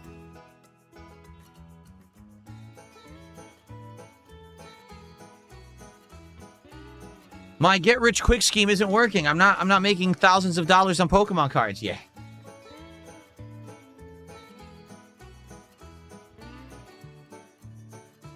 What gives? I thought you guys said this would be a lucrative endeavor. What's happening here?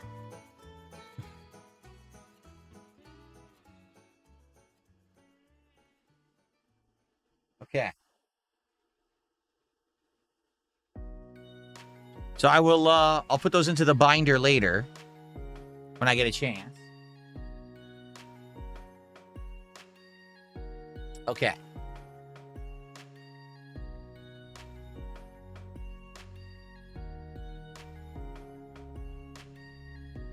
All right.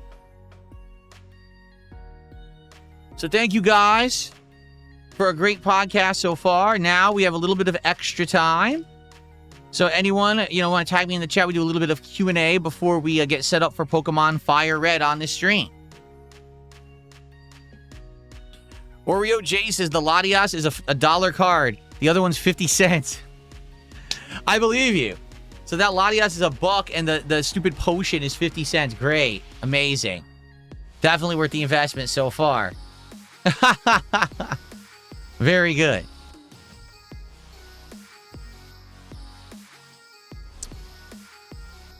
My shirt?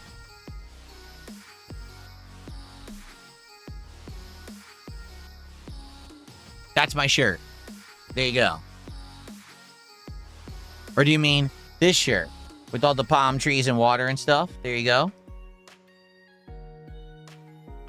Tub says, when I watch pack openings, they'll open 20 packs and only get 2 or 3 hits. So there you go. I mean, so I did 3 packs on Thursday and 4 right now. And we so far...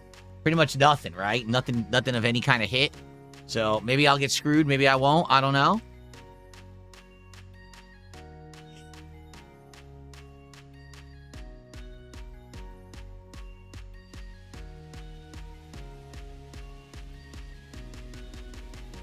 What's the best game that I played recently? Oh, man. All right, hold on.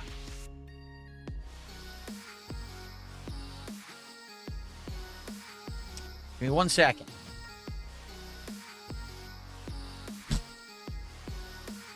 Get my stuff set back up here.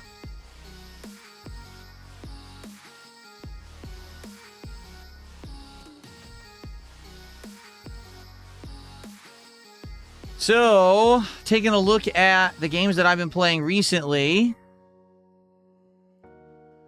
Lego Batman so far is great. I can't wait to play more of Lego Batman. Okay. Directive 8020 was okay. It wasn't great. It was okay. Saros, meh, not very good. I really like Vampire Crawlers. The shame it didn't really catch on because I really like that game. I really like Pragmata. I thought that was unique. Mouse PI for Hire was really good in my opinion. Might actually be one of my Game of the Year picks later this year. Retro Rewind was a pretty cool indie game. We'll probably get back to that at some point. Crimson Desert, not for me. It's just AI slop. All right, it probably wasn't AI, but it was a lot of slop. Slay the Spire 2, I loved as well. Again, a shame I couldn't play more of it.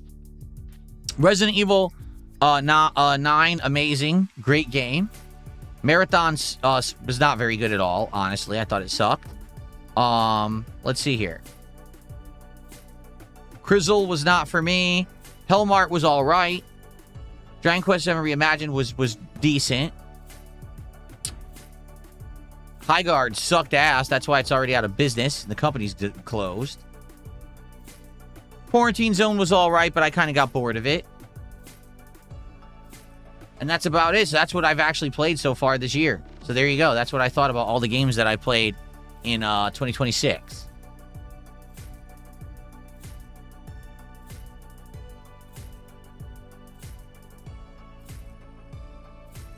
Okay.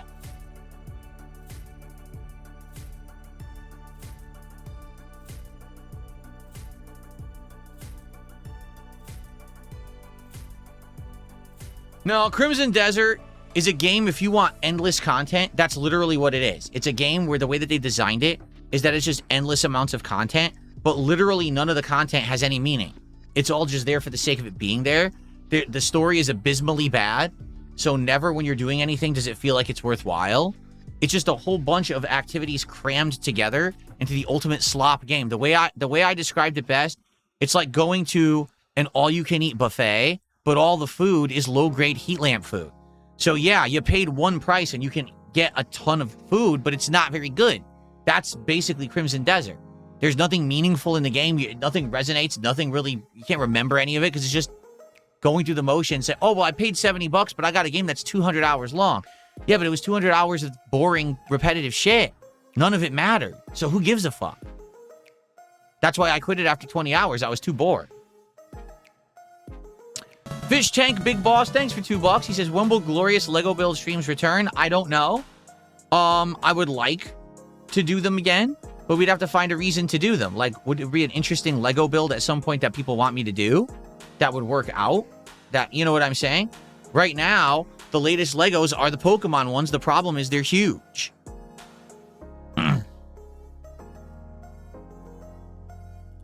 What happened? You got your alternate account got banned. Let me take a look.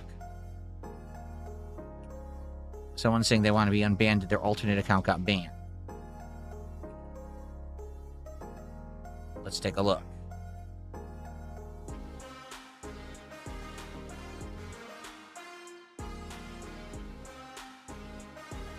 Sadly, I can't see the chat history. I did unblock the account, but I can't see the chat history to see why it got banned.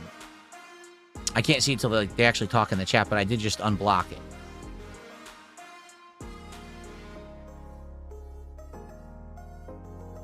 Kate, get the hell out of here. You're full of crap and you're a detractor and you're not coming back. Goodbye. Bubsy 4D, I heard it just came out, right? I think Bubsy 4D just came out on like Friday, but I don't know much about it. Is it any good?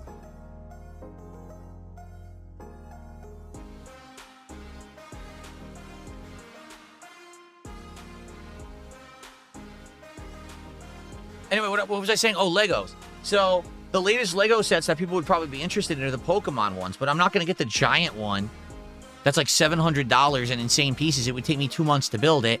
The other one that looks kind of nice is the Pikachu one, but I don't know. When we did the Mario and Yoshi set, people already were bored at the third stream of doing it. I feel like Pokemon streams can work for... Pokemon, excuse me.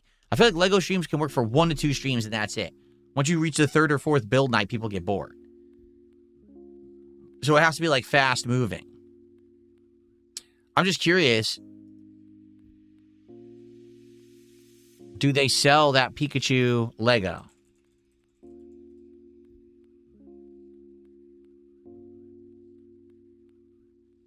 Yeah, here it is. Pokemon Pikachu and Pokeball. It's $200. Good Lord.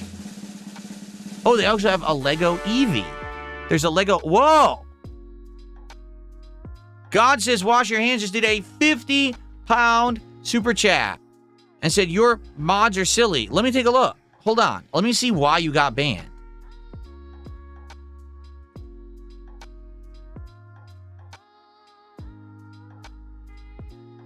This makes no sense at all. You never spoke, so I don't know how you got banned. I don't think a mod banned you. I don't know if I understand how that could happen. There's zero chat history on this account, so I would, let me put this into perspective. If you have never chatted in my chat, okay, on YouTube, I would never know that you exist. Does that make sense? If you've never said a word in the YouTube chat, I don't even know that your account exists. Therefore, I couldn't ban you, nor could a mod. So I have no clue how you got banned in the chat because you have to talk to be banned on YouTube. On the Kick side, that's not the case because on the Kick side, there's a queue that shows when people actually like follow the channel to talk. So I can see that on Kick, and we have, sadly, a ton of bot accounts that kind of follow the channel just to talk and troll. And when we see those bot accounts join, if they have like a, you know, a bad name, like, oh, Phil's a fat fuck or something like that, we'll just ban the name. But on the YouTube side, that doesn't exist at all. So I legitimately have no clue how on earth you could have ever been banned like that because you have no chat history in the room. But thank you. I mean, 50 pounds is very generous. Let's see what that is.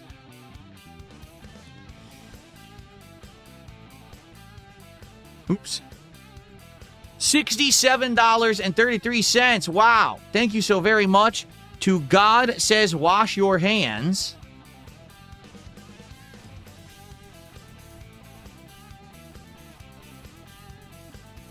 For an incredibly generous $67.33 super chat. Wow. So now we are up to $319 of support today. Wow. Thank you so much.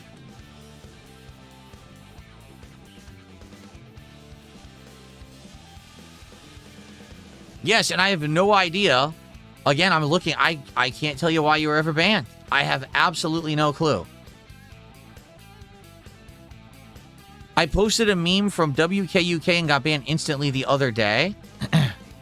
What was the meme? Because you don't have chat history. Look, if I click channel activity,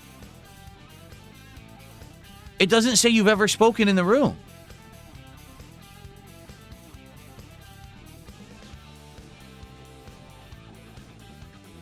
Well, you're unbanned now, and I don't know. Again, obviously, as long as you don't break the rules, you're fine. I don't know what happened. Okay.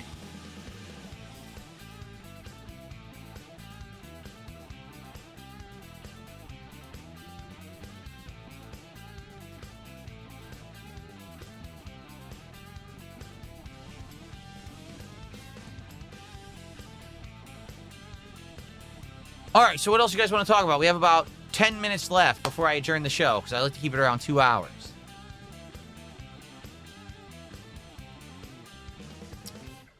Sumurfer says, the account that I watch from at the gym can't type either, and it never did anything ban-worthy. Is it following the channel? It has to sub. This is a sub-only mode. You have to sub to the channel to be able to talk.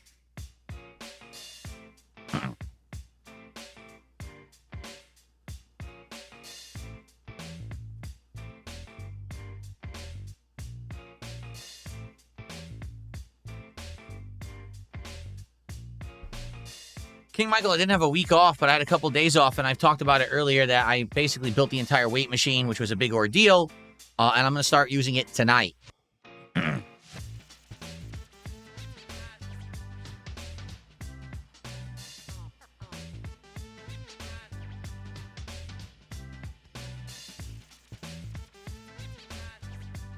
Okay, so what we're going to do after this break that I'm going to take, we're going to start with Pokemon Fire Red, play it for a couple of hours this afternoon. I don't know what's left. I know that we have legendaries and stuff to catch, but I don't even know how much is left in the game. As usual, I hope you guys will guide me through the post-game content. When we finally get through Fire Red and do it all, which I don't know how long that would take, we're going to probably try Champions and see if that's any good. Okay? John says, the Bubsy 4D game is fun and has a Steam demo. It might be fun for a tryout tonight. Do we, I bought that Bubsy collection. Didn't that include Bubsy 4D?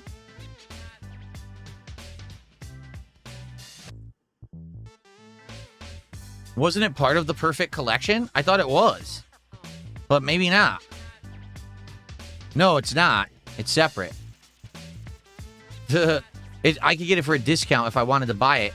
Because, I own the collection. They give you like a $2 discount or something like that. Yeah.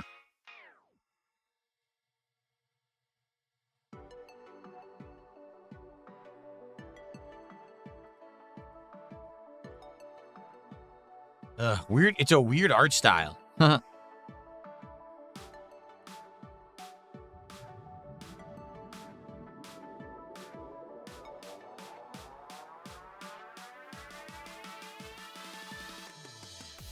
Okay. I think there's a Mewtwo in Fire Red, is there not? I'm pretty sure there's a Mewtwo in Fire Red that we can catch.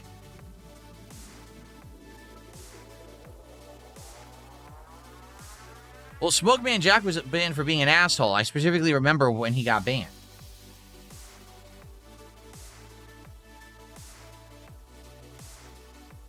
I would unban him, but then if he breaks the rules again, it's a permanent ban and he'll never come back.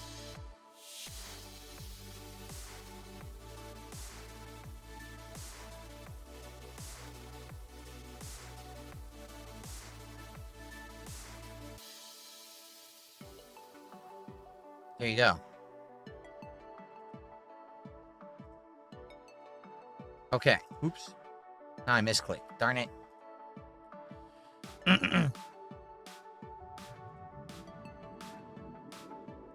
Mewtwo and Deoxys. What's see? I don't know. I don't know what's left. I think we're in the. Aren't we in like the final area? Did we do all of Island 7 yet? I'm trying to remember. Because once we do Island 7, there's other areas to go to, correct? And then we have legendary Pokemon to catch, but I don't know too much about it.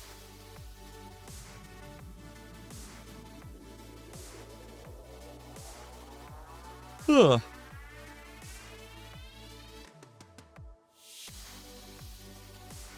People are asking how my days off were again. My first day off was very tiring because I had to lug all the stuff upstairs for the weight machine, and then I had to build it. So, no lie, it was probably about an hour and a half to 2 hours to get everything upstairs, and then it was a 4.5 hour build, so I spent all day building this thing. Yesterday was nice. Yesterday was fun. I relaxed with my wife for most of the day, and we had a good day. But the day before was a lot of work, and that's why, I haven't even used the weight machine yet. I built the whole dang thing, and I haven't used it yet because I haven't had a chance.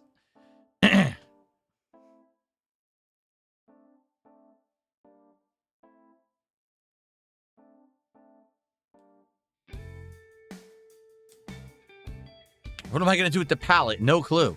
Right now, it's leaning against the side of my garage, which sucks because we're trying to get less clutter and clean it out because we want to power wash the garage so that we can then use it for stuff. And now we're getting more junk in there that we don't need. Like, I didn't want a pallet. I wanted a weight machine. I didn't want a wooden pallet. I have no use for it. And now I'm stuck with it.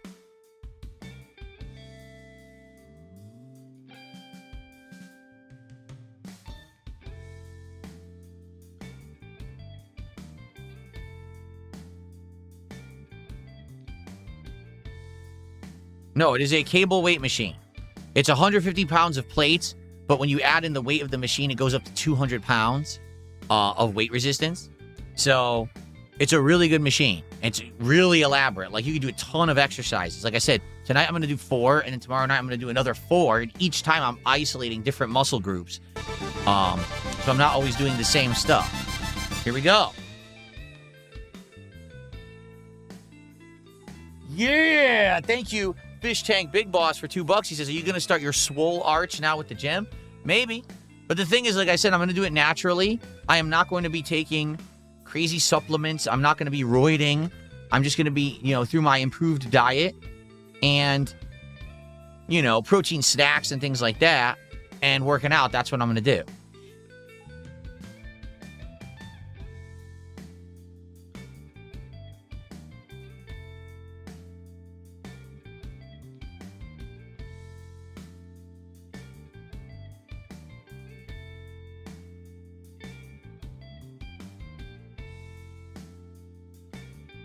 Why don't I flex the other way with arm out to the side? Because number one, I'm not a bodybuilder. I don't know the professional ways you're supposed to be flexing. I don't understand. That's number one. Number two, I'm on camera in a small room office. This is not I'm not on stage. Like, I don't. You want me to do professional flexing in a chair, sitting in front of a computer screen with a little camera? Like, it's not all that serious, for the record. What's up, John? How are you, man?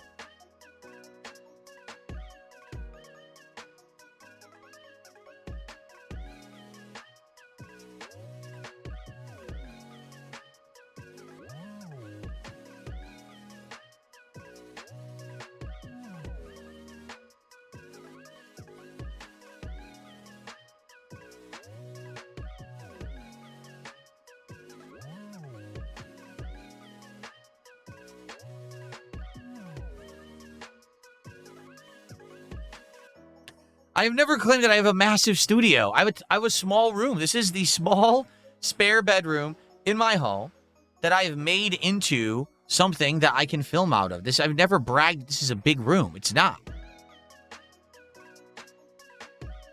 I wish it was big. I wish that there was more room. Like I said, the only way that I could do this would be, the only way that I can improve this is to move and not be on this wall, but be against that wall, because that wall is the bigger wall of the room.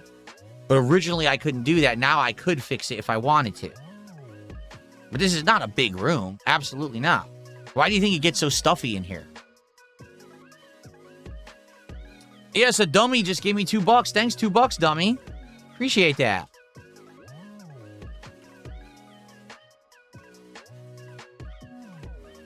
I love it when foolish idiots try to open their mouths and say falsified stuff, and then I receive money for it because I just don't read it, and then I still get their money. It's great. Do I have business cards? No, because they didn't have them in eggshell. They only had them in herringbone. I prefer eggshell over herringbone, so I'm not going to get any cards right now.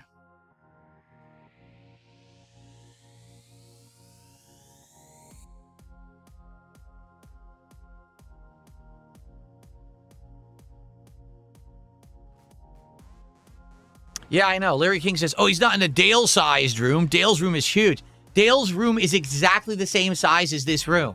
It's literally the same fucking size. The difference is he has his camera on the opposite wall. So right here is the door to my room.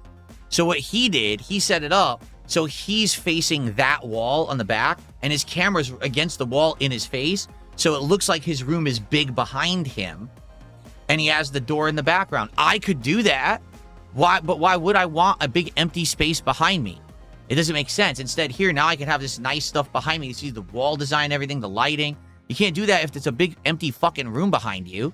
He's an idiot. He literally has the worst looking setup I've ever seen for anyone streaming. It literally is devoid of any level of intelligence or thought. It's just stupidity.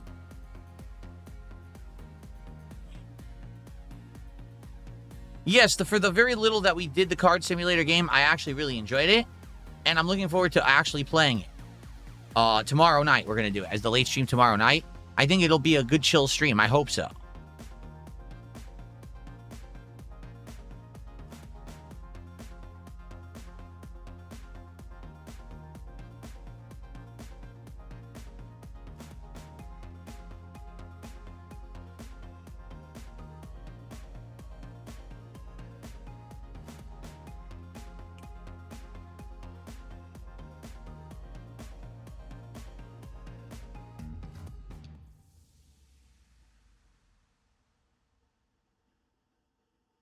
Raphael, I have no idea what you're talking about. What does that mean? John, we talked about that last week. That didn't even happen this weekend. That was last week.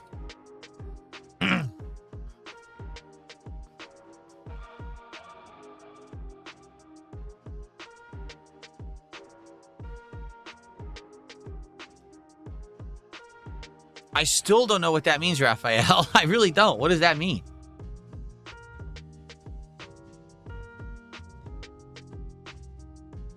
Okay. All right, guys. So we're going to wind down here. I want to say thank you for a very long podcast. So in summary, here's what we talked about today. Number one, why I quit Saros. I'm glad we did because it's going to give us way more open time to do fun stuff and stop playing this grindy, annoying game where there's not going to be any reward for finally beating it. Sadly, Saros today in 2026 is nowhere near as notable as Returnal was in 2021 for many reasons that we already discussed earlier in the show. That's number one. Number two, Pokemon cards. Yes, Pokemon cards are going to be a part of my content moving forward. Whenever we play a Pokemon game, I'll open a pack for free. And if we do this trading card game like tomorrow night, we'll also do a pack opening. Now, if people contribute $50 in one go and say, yes, I would like a Pokemon card opening, we will also do an additional one, which is why we just did 4 on this podcast. It was 1 for Pokemon and 3 for contributions. And moving forward, this will be a thing until we're out of cards and we see how it goes, okay? Schedule-wise, lots of new stuff this week, including 007 First Light and tons of other games on the late streams. I'm also looking to bring back Friday Night Fights on Friday, and we will do a DSP Tries It for Chipotle tomorrow, okay? I already addressed the LTG thing, what's going on with him and his drama, and I think that was it, right? We covered pretty much everything. So there you go. In a nutshell, if you missed any of those topics, rewind the show, watch it from the beginning. You'll see them all covered, all right? There will not be another Level 1 podcast, I think, till Wednesday. We'll probably wait till, like, Wednesday-ish to bring one back. The only chance will be if something happens that's big, like huge news, we want to cover it in depth or something like that, then I'll do a show. But in the meantime, yeah, good show. Covered a lot of topics. Thank you for the early support. I mean, outstanding support already on the stream is amazing. I appreciate that. And, good stuff. All right, guys? Thank you very much. I hope that you enjoyed today's episode of the Level 1 podcast. Tomorrow, we will have a morning show. All right, should be a good time. Lots of great content coming up this week. New games and new fun. Thanks for watching. See you soon.